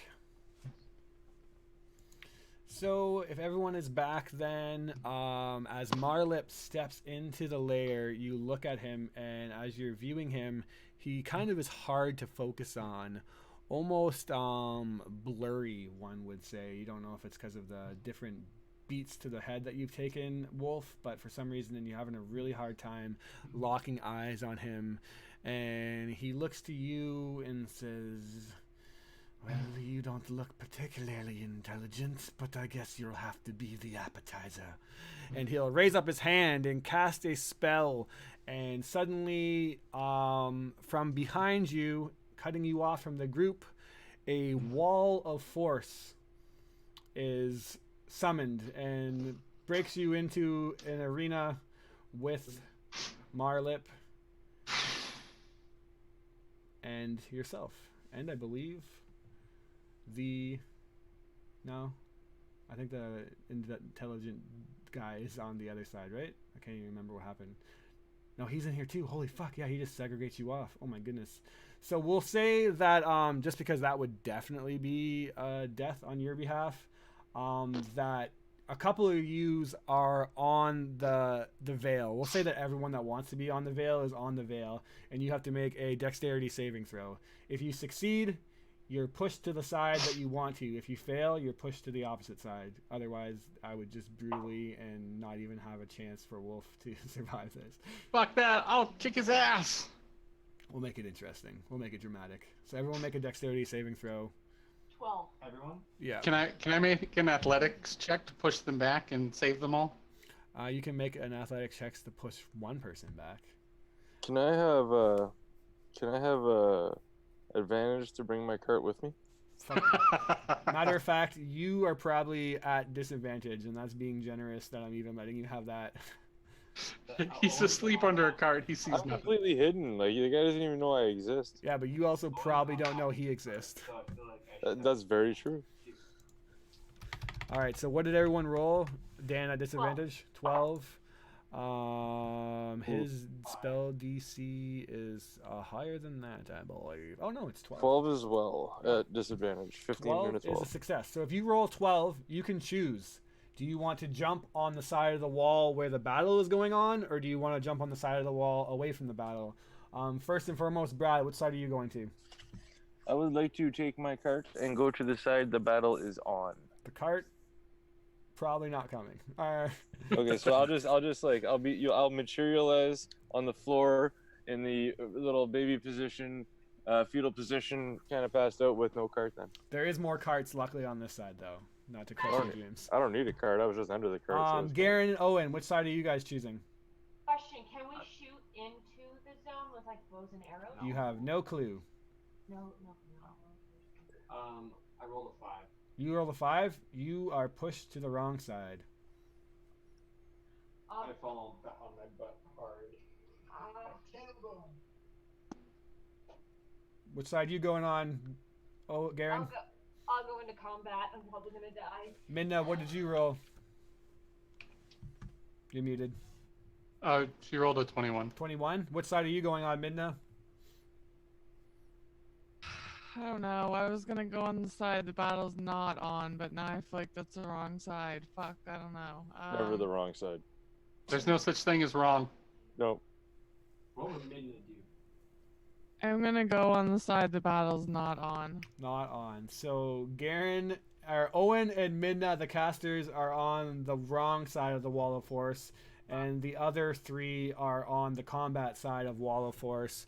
That ends Marlip's move. So Brad, you come tumbling out of your sleep. Your cart gets blown back behind you. The Wall of Force now, it's not even something that's really visible. It just looks like a whirlwind of wind that kind of is just blocking you from the other side. You quickly push your hand on it. Nothing can pass through. It's like a solid brick wall that's translucent. What do you do now as one brain creature and Marlip now stand between you and your life?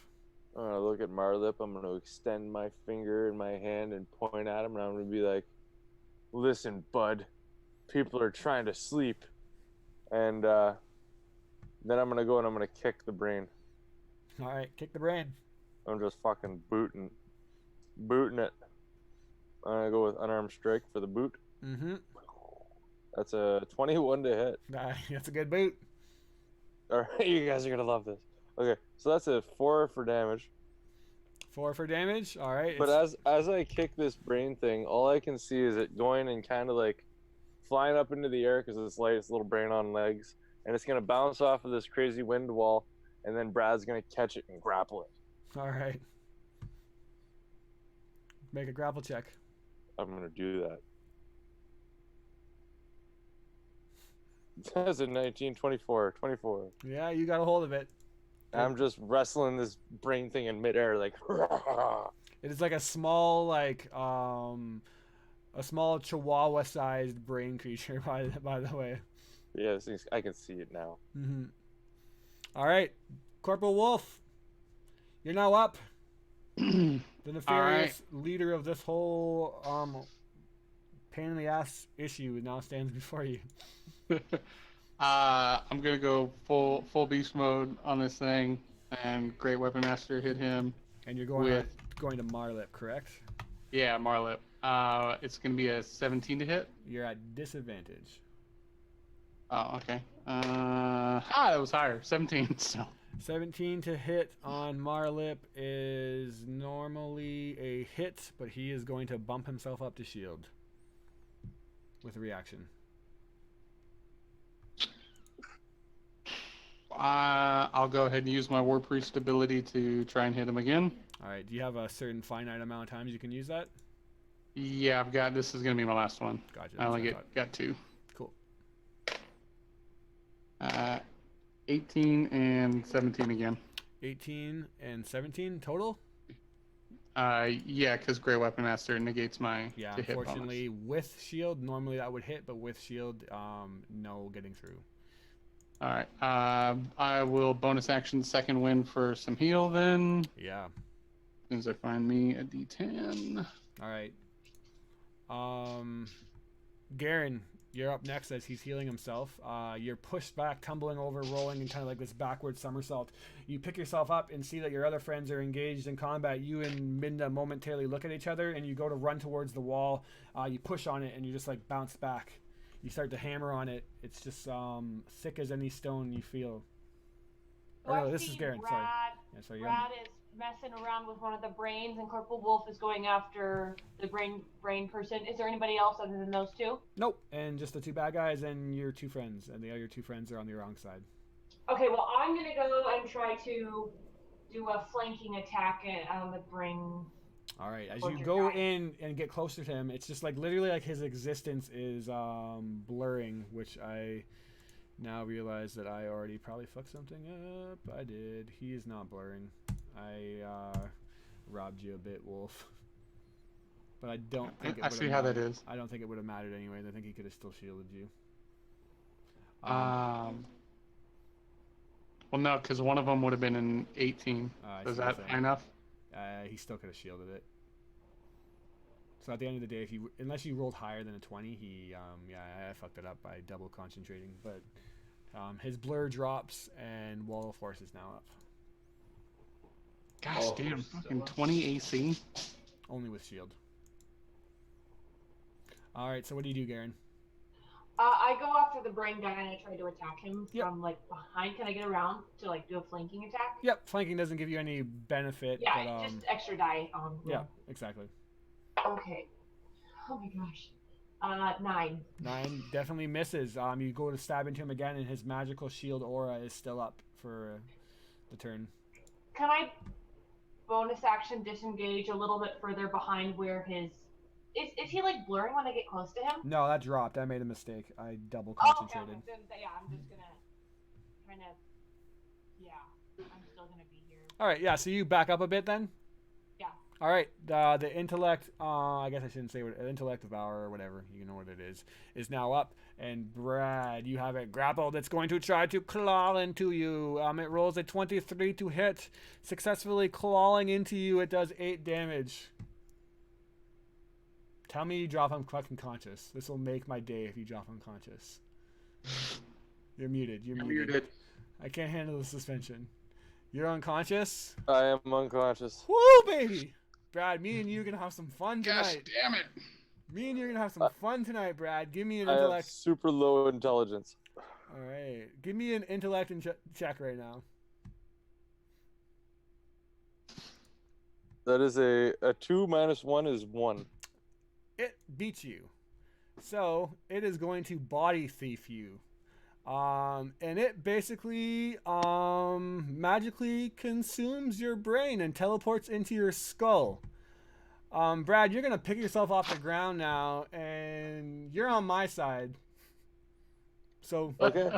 when your turn comes up, I'm not gonna You got control you, but I'm just gonna say that you're gonna be the worst So- bastard of all time. I got this, man. I got it so bad. All right, Owen, you're now up. Good luck, Owen.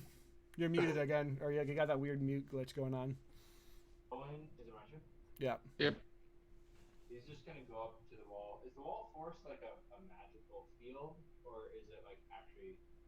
What does it look like? Yeah, if you go up to it and start to push on it, it is appears to be just like this translucent wall of wind or psychic energy basically, but it is hard as anything you ever pressed on, and if you were to like kick at it or stab at it, nothing is going through it. It's just like a force field, basically. Yeah. So Owen just gonna like put his hands on the field and just like his jaw drops and he watches this fight unfold, and he finds himself struck. Just Silly. yeah, he's just watching, not sure what to do. And that's his turn. All right. Minna, you're up too. You're on the wrong side of the wall. You're also muted.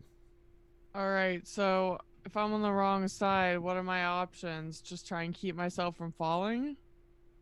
Well, falling really, like it's just like literally an invisible force shield that has blocked you off, so you're not gonna fall or anything. But as you look at Owen, he looks pretty helpless as he's trying to like pound through the invisible wall, and like it's definitely heavily fortified, so Will magic do anything to the wall? you can try. Okay. Or you can make an Arcana check to see if you can discern what the spell is that they used. Yeah, I'm gonna do. I'd rather do that. All right, Arcana check. Okay, give me a DC second. 15. 21. 21. You recognize this as a wall of force. Nothing physical can pass through the wall. It's immune to all damage and can't be dispelled by dispel magic. The only thing that can destroy a wall of force is a disintegrate spell, which is very high level magic. It also extends into the ethereal plane, so you can't even shift through, like Misty Step through it. So you would know that the only way to stop this wall from going down is to break the Mind Flayer's consciousness or concentration. Otherwise, you're not getting by this at your current level. All So right, there's I'm literally gonna nothing you tell can that do. to Owen Yeah. that we have to break the Mind Flayer's concentration in order to break down the wall. Marlip is now up, and he So we have to attack the Mind Flayer, really. he is going to say, "Oh, good. It seems my little friend has made himself at home in your friend's head. We'll see who truly is standing after this." And he is going to laugh some more in your face, and this is bad for you guys, honestly. This might be it. Hey, Chris. Yo. Wall of Force is concentration, and so is Shield. Shield is concentration? Yeah. Are you lying to me? I don't believe you. I have Shield as a cleric, so. I have shield as well. No, it's definitely not. I'm looking at it right now. It's right in front of me. Oh, sorry. I'm looking at Shield of Faith. Yeah, you scared the shit out of me. So Shield then is A reaction. reactionary. Reactionary. It's fine.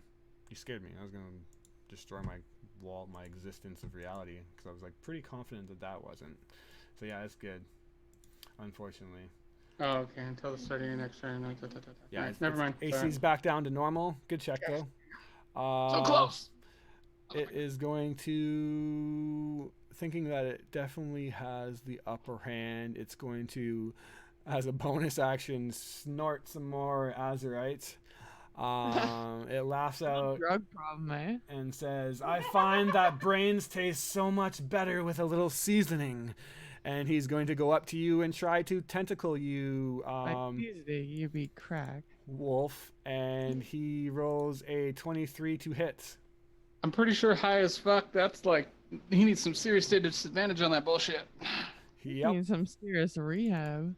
But is this like an opposed grapple check then? I've done No, drugs it's like just that, it's just a advantage, trust me. hitting attack to you, and when he does successfully hit you, you are grappled.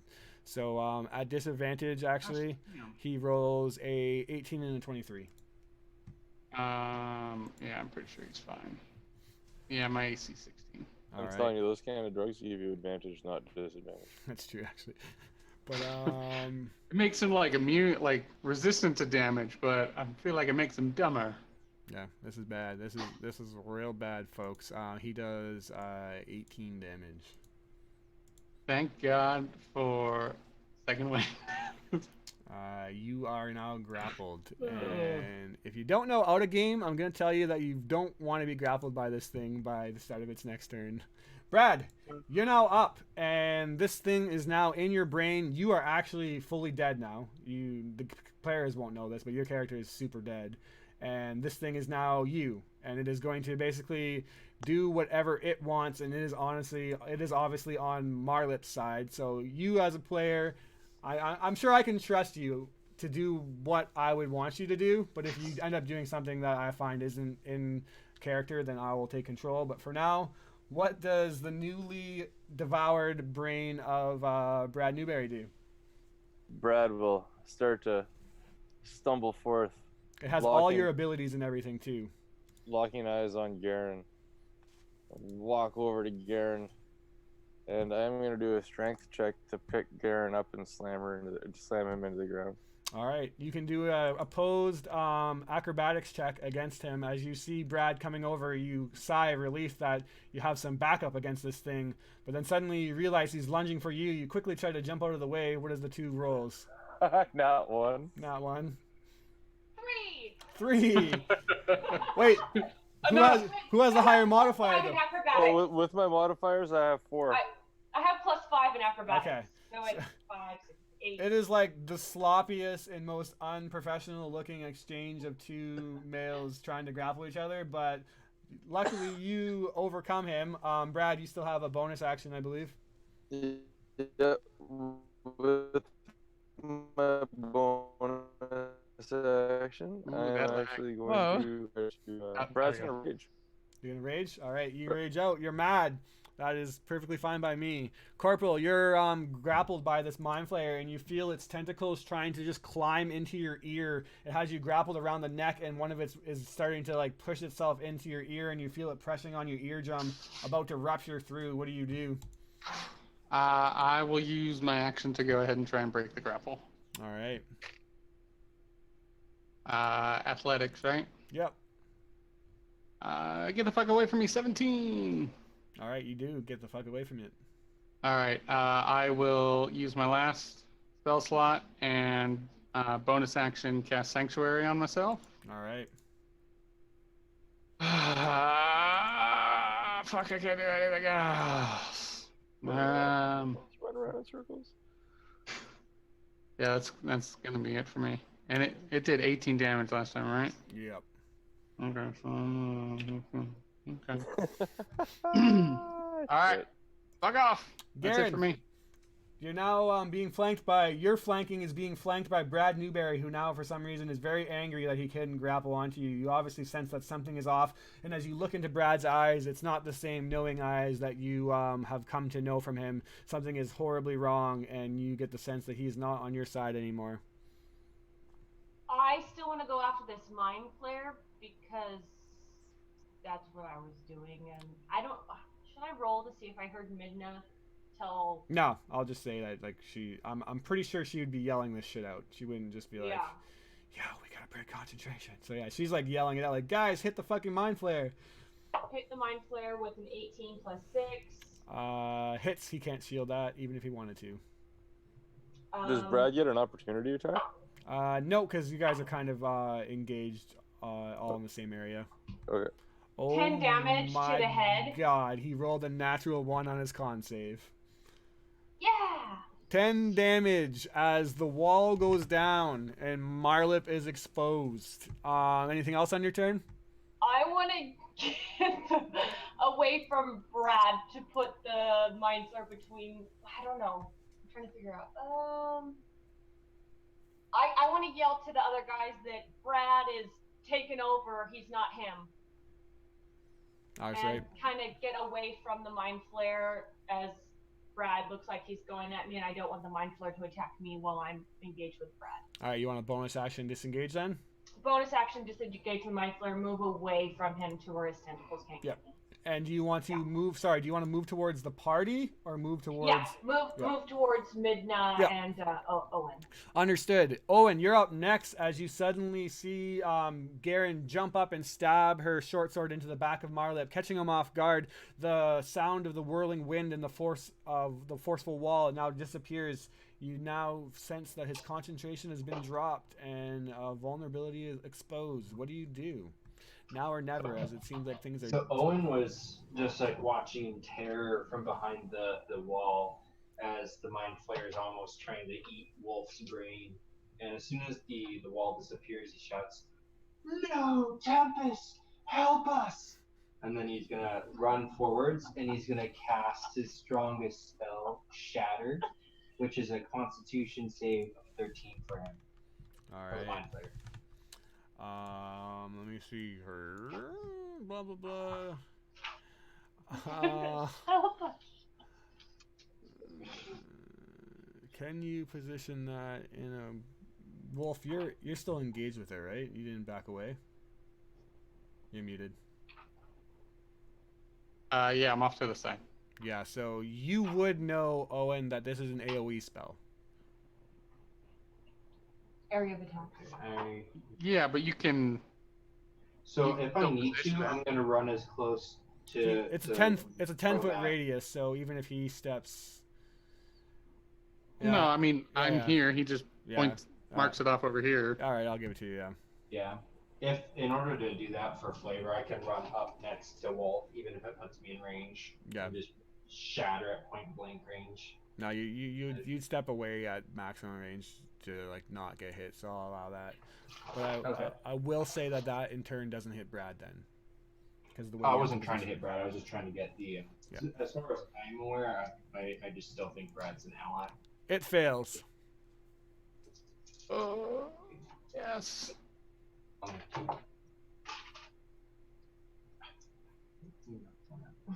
Okay.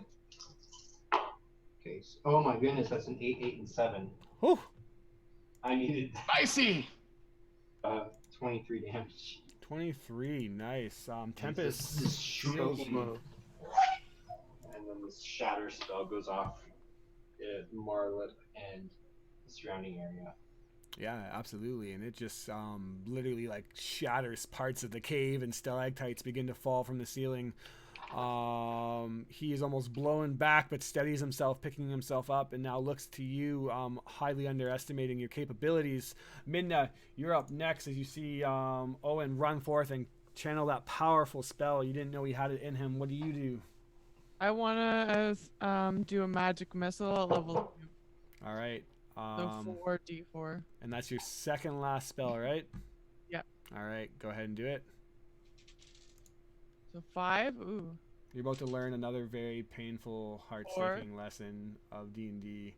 As you cast Magic Missile, a spell that can never miss no matter what, there is one stipulation that blocks a Magic Missile, as the Mind Flayer reactionarily casts Shield. And Shield, unfortunately, negates your Magic Missile. Alright. Sorry. He's got to do his best, though. Bro. It is a dick move. I apologize, but he's got to do what's best for him. So yeah. Marlip's dick move, not the DM's. Well, Yeah. this is in character. Yeah. Yes, absolutely. All right. Quick So yeah, question. knocked the spell off. Sorry, but unfortunately, shield is the only thing that can block a magic missile. What's your question, Owen? So, with wizards, we have prepared spells, and then we have spell slots. Yes. Do we have to assign specific spells to those slots, or if we want No. Whatever you have prepared, you can just cast willy nilly with the amount of slots you have. But, So I could cast Shatter again. yeah. technically. Absolutely. All right, Marlip is now up, and he looks to you all, speaking in your minds, not out loud, and says, "Why do you even resist? There is no point. This is unwinnable. I will devour all your brains." And I will cut out your heart. All right, so he's tracking his spells though. So he has casted that twice. That once. Fuck you, get out of magic, bitch. And that, yeah, I gotta be fair too, I guess. So he. Yeah, don't be fair. That takes all the fun out of it. No, I like to be at least fair, so that when I 2PK you all. I have it's 7 in total, yeah? 7 what? Lots? I'll check in a second. Give me one I'm moment. pretty sure that's what we decided last time. Doo-doo-doo. I know if I go down with Brad, he's gonna like kill me, even though I'm already dead. Yeah, this Probably. guy. Gonna eat your brain. So Midna, you have a total of, according to Fantasy. Oh wait, you're not fully leveled up in Fantasy. Oh yeah, you are fully leveled up in Fantasy Grounds. So you have a total of. At level 3, you only have 6 spell slots. So you are down to 1. All right, you casted Detect Magic. 4. What's that? You use 4? All right. Yeah. So you have 1 left then. 1 second level left. And then you're down to cantrips. And the then rest a of it. first level. Nope, you definitely cast all your first levels for sure. I'm sure of that. Because you casted magic. So I had 6, and I've only used 4 spell slots, and only one of them is at level 2. Oh yeah, you're right. Sorry, for some reason Fantasy Grounds is wrong. Yeah, you're right. You're right. 1 and 1. Because the level 2 Yep. is the one that Yep. just got blocked, but it Yep. still was cast at level You're right. 2. Definitely right. I'm looking at Fantasy Grounds and it is lying to me. So sorry. But it will go and it will. What is its best move? It honestly probably just needs to take one of you guys down. So. You have Sanctuary on you, but you're also the weakest probably in terms of. I don't know. I'm gonna roll a d4 because I honestly don't know who would go for Garen. Or Garen backed away, so yeah, it's pretty easy. It's going to try to get you first. And saving throw against Wisdom. It rolled a 21 to save against you. Here comes a bop in from the Magic Flare, Mind Flare, and horror. It rolled a 10 to hit. Wow. Fuck off! Awkward. Fuck off! It stumbles towards you now, and as you can see, this thing hits like a truck and probably honestly could kill you guys quite easily. But as it comes in for the secondary attack, you do see that it's highly high as fuck, and it misses and kind of just like literally like swings over in a completely opposite direction, like I'm gonna get you, and doesn't even come close to you. So Marlip is definitely under the influence right now. As Brad Newberry, you're up next. Do something, my evil minion. Finish off your beloved friends. So have you guys have ever seen the original Men in Black? You know, the bad alien, how he kind of had a hard time moving around? Brad will spin kind of like that. And then his arms will reach up and start patting his chest. And then a smile will come across his face as he pulls out the flail from underneath his tunic. And he is going to try to bash Garen in the head with his flail, as he now has found Brad's weapon stash. All right.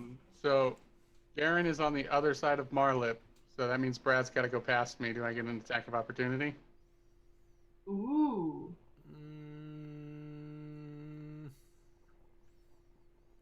The way I was seeing it is that he flanked him, who was flanking Right, the and mind then flare. So you were Garen engaged with the mind flare, and then Garen came in behind the mind flare, and then Brad came in behind him. Is how I was seeing it.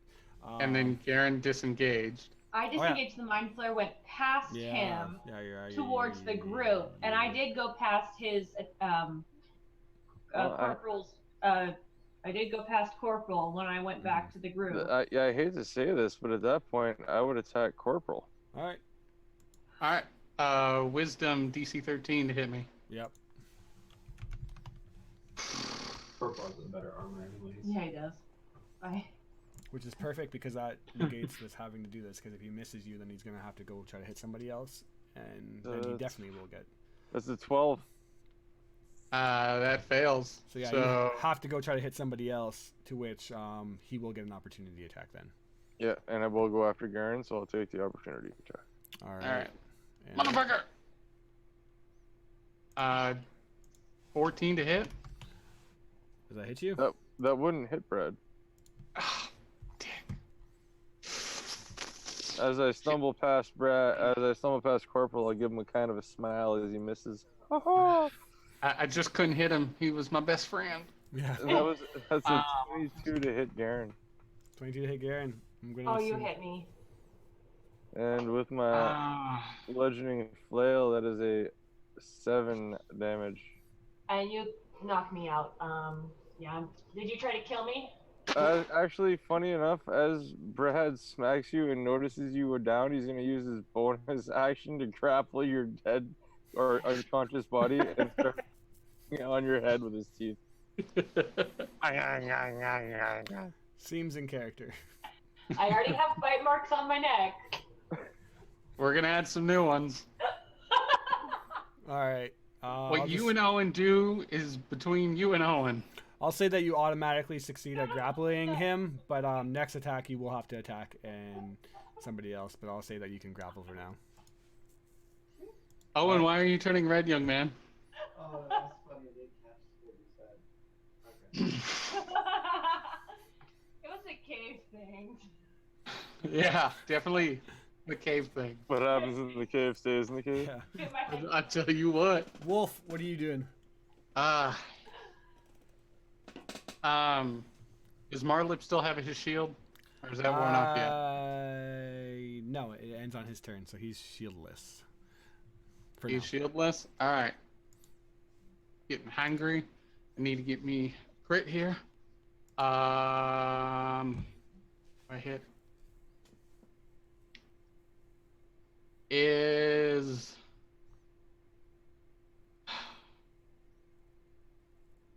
Brad prone attacking Garen? Brad is prone. Yes. Yes. All right, I got to get Brad off Garen, so I'm going to. I don't have any spells though. I believe Marlip is engaged with you again, though. Yeah, I mean I could turn to hit Brad, but Okay. no, I'm gonna go for Marlip. Mm-hmm. Great Weapon Master, please crit. That is not a crit. That is a 16. 16 would normally hit him. No, don't you dare. He's You daring. don't get a reaction yet. He's daring. He's what? He's gonna reaction. Yeah. So yeah, he shields. The lucky thing is, I know this seems really annoying, but he is burning through his shields, so he's not gonna be able to do that forever. Well, I'm already dead, but No, you have 3 more deaths. yeah. You have a bonus action left still. Brad. Yeah, I don't have any more bonus action ability. Healing word. No, I'm out of spell slots. Oh shit. Nope, that's an action. I don't have any bonus action cantrips. I can't bonus action run away. I'll just run away. All right, take an opportunity attack. Yeah, but he's got to make a wisdom saving throw to try and swing. All right. 13. 21 to hit, or to save, which obviously does. Yeah, so passes the save, so now he's got to swing to hit. Disadvantage because he's high as fuck. Wow, a 12 to hit. Nope, miss. Narrowly misses again. I'll get you next time. And he All laughs. right, I will fuck off behind Owen. All right. The As I pass him, I will say, "This is how you tactfully withdraw." The casters are now the meat shields. Garen, you need to give me your first death saving throw. Oh. It's gonna be the red dice. Do I have any bonuses? Nope, No. just Nope. straight up. A 9. That's one fail. 2 more of those and you're dead.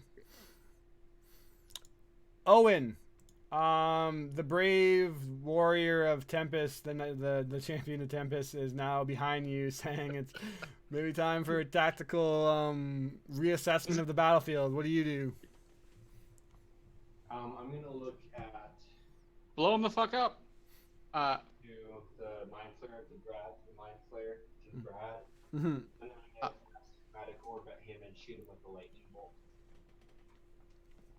A lightning bolt on Marlip? No, to Brad. Okay. Go ahead and do so. And he doesn't think about this, but I hope we have a way to revive our friend. Otherwise, this is a waste. So that is a 10 to hit Brad. Unfortunately, Brett has an AC of 18. Yeah. So I'm too worried about hitting Garen, and I wasted my turn. As a move action, however, I'm going to start trying to run around the mind flare to Yep. get so that we're Sounds good. separated. Make sure you're tracking your spell slots too, Owen. Yeah, I do. I've got one last All right. level 2 spell. Perfect. Midna, you're now up, and I'm going to remind you, you still have your divination dice. So you have to call that before you use them. So if you, what are your two numbers? 8 and 19. So at any point, you can choose that when somebody tries to do something, even yourself or even the enemy or even your friends, you can just say, wait, don't roll. This is your number instead. So keep that in mind as things are getting very close now. And I can tell you that a couple more bad rolls on either side is going to be a deciding factor now. So what do you do? All right. Well, I'm gonna attack. Okay, sorry. So if I'm attacking Marlin, that's the mind flare, right? Yeah, Marlip is the mind flare. Okay, I'm gonna just straight up try and attack him. I'm going to try and use magic missile at level 1 right now. You probably don't want to do that. Well, it's either that or cantrip, really. So I'm only saying that because he still technically has shield up, so it would just auto cancel it. So, well, Fling that cantrip. what would hit through shield? Anything over its AC or anything other than magic missile. So magic missile is literally just directly countered by shield. So technically his AC is a certain number right now, which I'm not going to tell you because it's metagame, but it's higher than normal. But as long as you cast anything else or do anything else and hit over that AC, it will hit him, except for magic missile because magic missile is countered by shield. Okay, I'm gonna use chromatic orb then. There you go. And for mine, it's gonna do fire damage. Okay. And do you want to use one of your divination dice? Because you can give yourself that 19 plus 6, which is a pretty high number, guaranteed to hit, you would think. True, but I already have +6, so I'm just gonna roll. All right. That was her last words. I that she literally said. rolled 18 plus 6. There you I go. swear to fucking God. So, You I hit. guess that was- You definitely So- hit. Go ahead and roll the damage. Alright, so blah blah blah. 3 1d8. Make sure I roll the right one. 6 5 1 8 2. 2. All right. The good news is he's now bloodied. As a orb of fire bursts forth in his face and begins to singe one of the tentacles on his maw, he howls out in a psychic roar of pain. He doesn't speak or anything, but you hear him yell in pain in your mind. That is it for your turn, and he is going to now focus his attention on you, Midna, for doing that nasty little burn there. I don't like it when my food is too hot. And he is going to...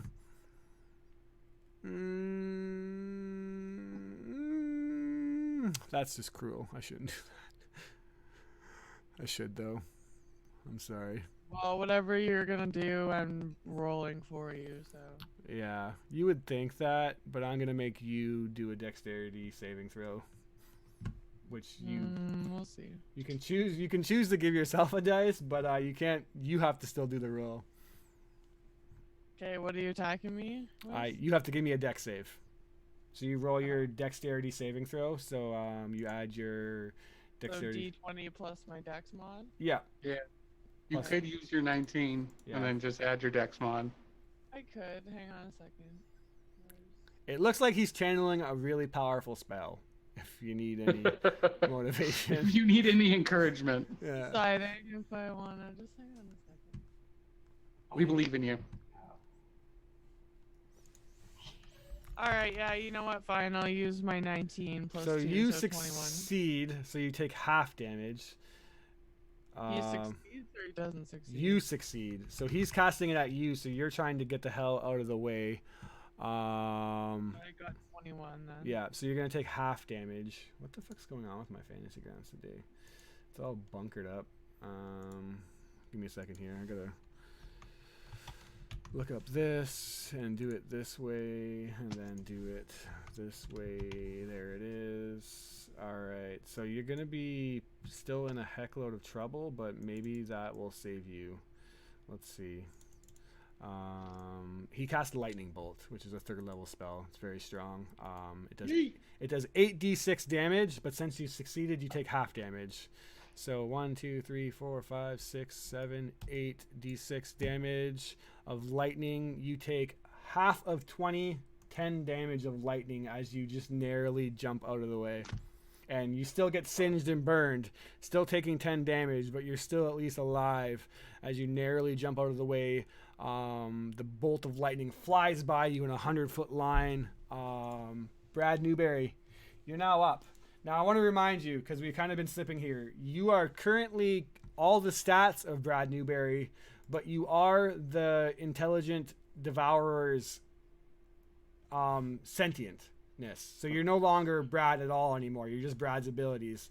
So you decide what you think an evil brain chihuahua would do in the situation. Would it kill?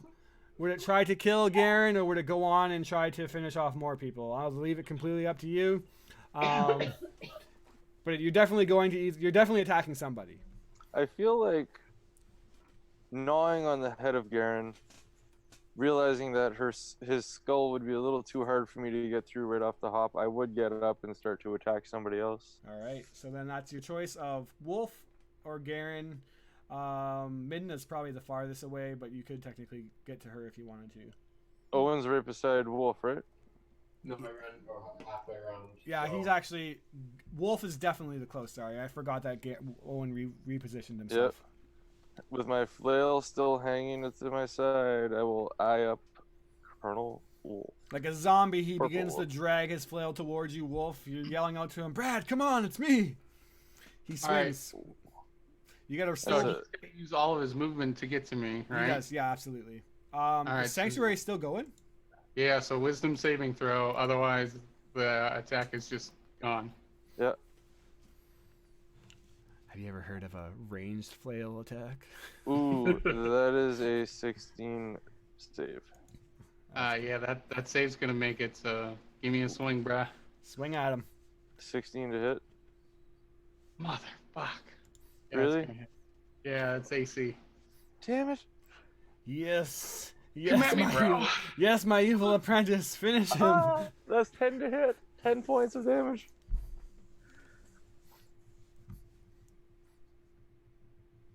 Wolf's down, isn't he? It's nap time, guys. Fall down. I'm down. A And I will sickening, fall on top of him and try to gnaw on his head. a sickening thud as Wolf hits the ground, and the veteran, wise kind of leader of the party, the one that you could always rely on, is now down unconscious. Is getting bad. Next up is Corporal Wolf, a death saving throw. 19. One success. Garen, a death saving throw. I rolled a 1. Oof. So that is 2 fails, which means I'm dead. you're dead. Dude. But okay, I just want to say, as a final goodbye, that to the person who saved me before Brad, who brought me to the healer, if I was gonna die, it should be by you. So, bye. Well, already dead, Brad. You beat him in the Throw spiritual a planes. dagger in your death throws. Well, be together in death. Owen, to your horror, you begin to question if this is where your adventure ends. You see Wolf drop to the ground.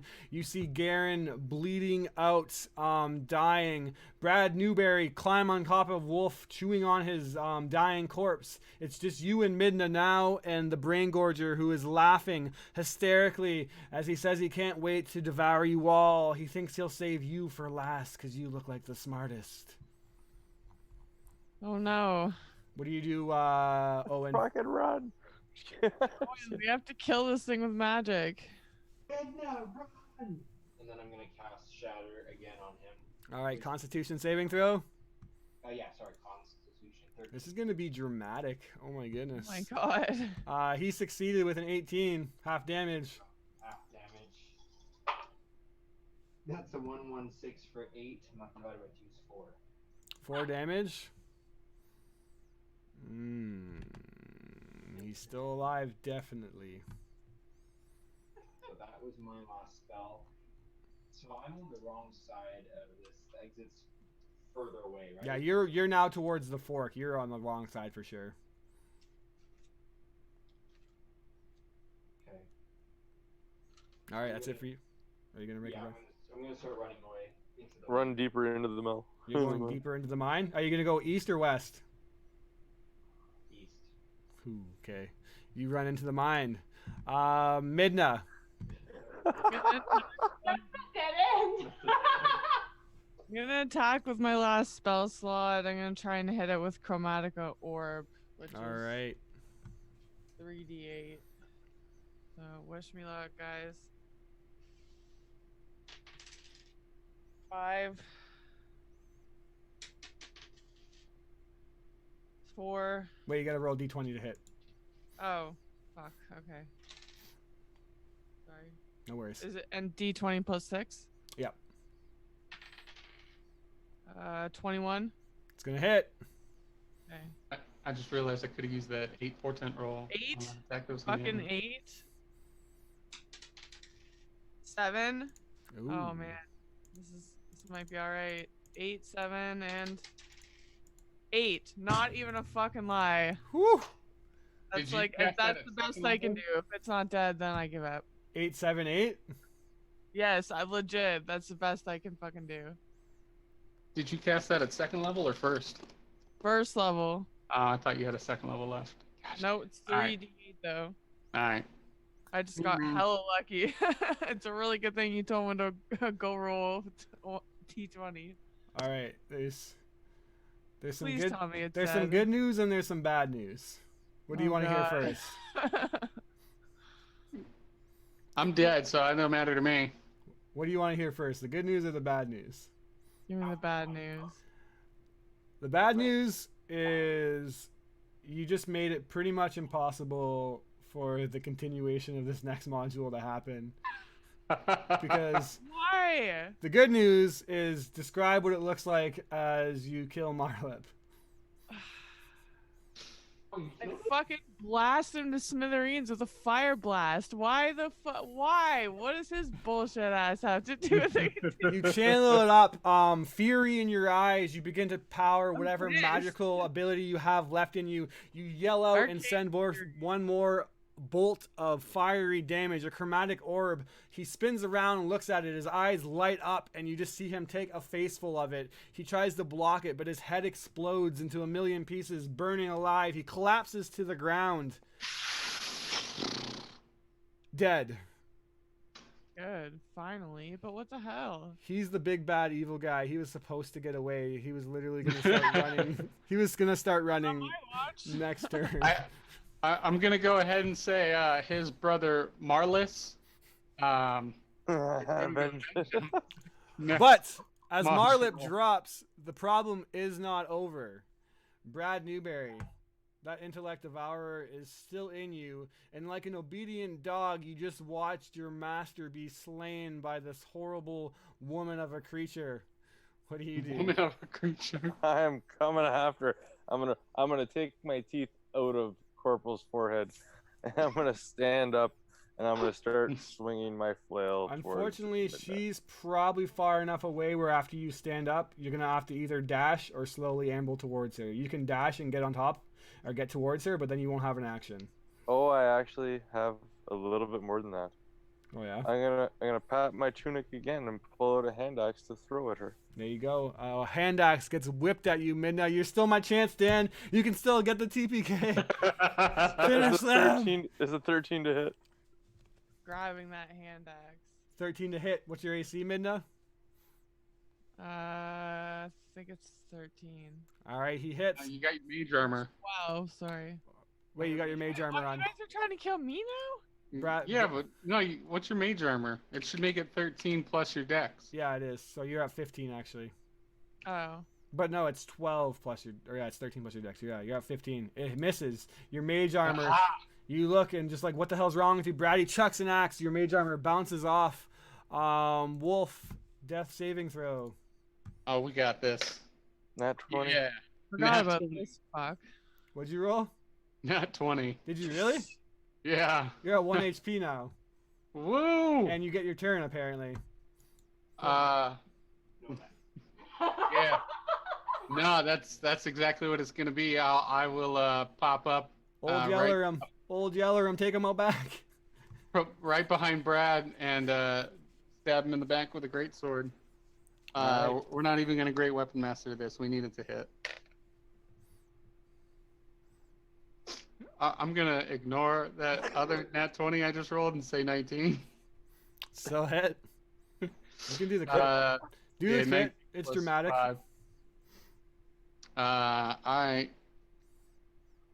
Brad currently has the leftover HP of the Devourer, so he has 12. So if you do more than 12. It's gonna be dead on 12. It's 6 plus 3 plus 3. All right. The head of Brad is decapitated. Tears in my eyes as I decapitate the top of Brad's skull, and horrifyingly, right as it's rolling, it stops, and then climbing out is the intellect devourer, but then it withers away and kind of just falls on its back like a dead spider. Brad, I'll always love you. as I gently place a kiss on his lips. His decapitated lips. Taste your own forehead. Midna, Owen, and Wolf, badly beaten. You look around and see the corpses of Garen, of Marlip, of Brad. What do you guys do? I decapitate Like to Garen. respectfully bury them. And then I respectfully bury them. Like, I decapitate Garen just the same, just to be safe. All right. It takes Owen about 5 minutes to realize no one's chasing him as he goes. Oh. I use thaumaturgy to shout down the tunnel, and I go, Owen, come back! Tempest has saved us! He turns around. Eventually, comes back with his crossbow loaded. Do you loot my body? We loot all the bodies. I have like 109 gold. Alright, yeah.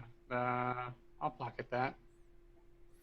All right. Also on Mr. Marlip is, I'm assuming you'd go back and you'd find a fuckload of, if you went western, that was his lair, and you had a shitload of azurite stored up.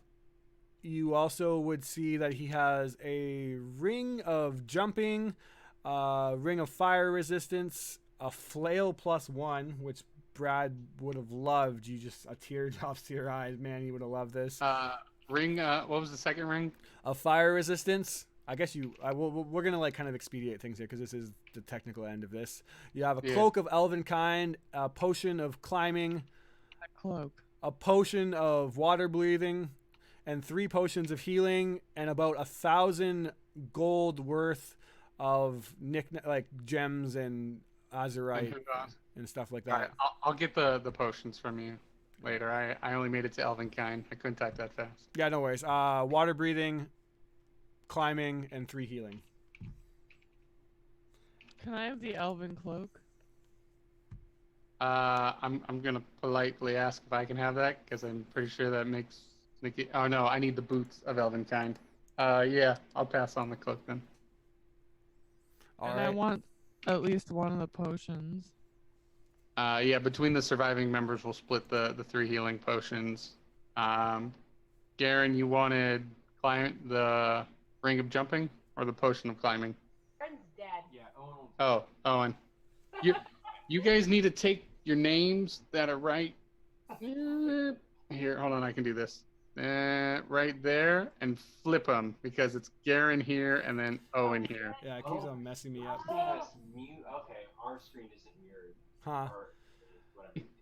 Either way, though, after Okay. game, we'll like deviate up this because we're gonna go Yeah. into like the kind of prologue now, where you guys head back to Oakney's hold, and it's a bit of a somber walk because you're 2 members short, and over these past week, you guys really felt like you became a group. So it's a very hard walk home, being short those 2 members. However, you bring the head of the mind flayer or the pieces of the mind flayer as proof. The ashes of a mind flayer. And you get to Oakney, and Travaris is happy to greet you, but at the same time worried because the Baron is still not recovered. And as he asks you all what happens, you kind of recount the events that have happened, and he tells you that he thinks you should come speak to the Baron. See if you can get through to him. He hasn't spoke. All he has been speaking about is tasties, and how he must have more tasties, but about a few days ago, he just went completely silent now, and he's been comatose. So it's been a couple days of travel back for us, so we have all of our spells and everything. Yeah. When we get to the Baron, I will cast protection from good and evil on him, Mm-hmm. and that should make him immune to possessions. All right. Which it worked on the guard last time before his brain exploded. Mm-hmm. I'm hoping it'll work this time with less And- explodey brains. Yeah, his eyes snap open, and he says, "Oh God, it's in me. Please, get it out. It's in my head." Can I use detect magic to figure out what he's talking about, or do we already know? You would probably have a pretty good idea, although detect magic wouldn't detect that. Okay. I don't think there's anything we can do to save him. He says, We "Please." can't just leave no. him. His wife, Helda, says, "What do you mean? You must. Please. What are you talking about? Save him." I will turn to him and say, "Go and gather your greatest healers and bring them back immediately. We have to come up with a plan." All right.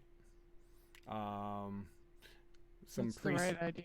Some priest will come, and he'll basically tell you that he feels it growing in his head, but it craves tasties. Whatever the fuck tasties are, it just keeps on saying that over and over again in my head.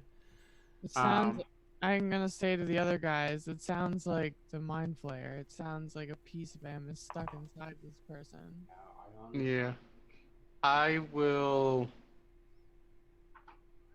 Can we get just find some azurite powder?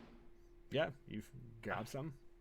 All right. Yeah, from wherever, and I'll kind of just hold it out in front of him, and speaking Snorts to it. the. He instantly crew- grabs your hand and tries to snort it. Do you stop him? Yeah, or- no, I hold him back and just hold him at bay, and I'll speak to the creature inside of him, and I'll tell him, get out of him and leave him alive, otherwise you'll never have tasties again. Interesting.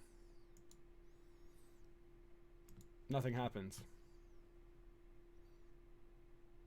Is there a spell we can use to get rid of to force him out? You don't know a whole lot about Ceramorphosis.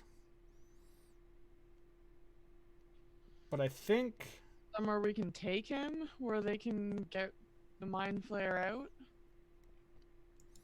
Yeah, if a healer shows up, I'm gonna have him priests cast show up. Greater Restoration.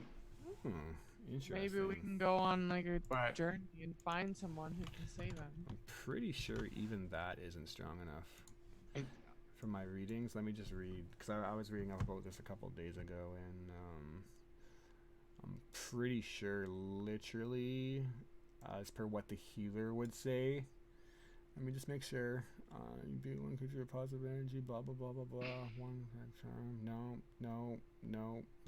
Yeah. So what the healer would say is he doesn't know much of this. But Greater Restoration didn't work. He could do some research in it, but it's going to take a couple days, and I don't know if the Marin has that long. Can any of the healers cast Resurrection? How high of a level is level Resurrection? Let's see here. I think it's 7. But that's out of character. Yeah, In character, I would know what level it is. here, no one has access to level 7, and it is level 7. Could probably send away, I guess, technically, with which the Baron just says, please, just give it what it wants. So I'll explain to him, if we give it what it wants, it will very likely take over his mind and he will die. No, I don't think it will. Right now, I can feel it. It's getting angry and it's growling in my mind, but just please, and he starts to cry, just give me some of the fucking tasties. I'll explain to the healers and to the Baron's people that essentially there's a creature living inside the Baron's mind that is addicted to azurite powder. It's my opinion that if you give in to his desires, it will only strengthen the creature and weaken the Baron. So you need to basically detox the Baron. All right, so basically, if this was a video game, the Telltale whatever, it would be a choice: give the Baron the drugs or don't. What do you guys choose? No. And keep a guard on him at all times, so if he starts to turn into a monster. Then the ending that happens is that he does indeed begin to Ceramorphos. I'm going to say that between the guardsmen and all of you, you take the creature down and kill it. The last kind of scene that we fade out into is Helda throwing down to her knees in horror and crying as Wolf and the party sit over the bed of the Baron with a decapitated, half mind flayer, half horrified face of the Baron, and the guards just standing around in horror. And that is where we will end it. It definitely dramatically changes how things were supposed to end, and we'll see. We were going to play the second half of this adventure, but Rachel had to go and kill my boss. Just kidding. Don't I usually get the option to kill or just knock him out? Well, otherwise, you don't. It's okay. It's completely okay. I'm just kidding. Killing him was good. It's just funny that you killed him because he was gonna start running away next, which then would have like, hey, he got away. You guys have to chase after him. But now that he got away, there's no one to chase after. But I don't know. We'll talk out of group and we'll discuss where we can go with this. I think we'll end it there. Thanks, guys. I had a lot of fun playing this. I'm going to end the recording and we're going to shut it down.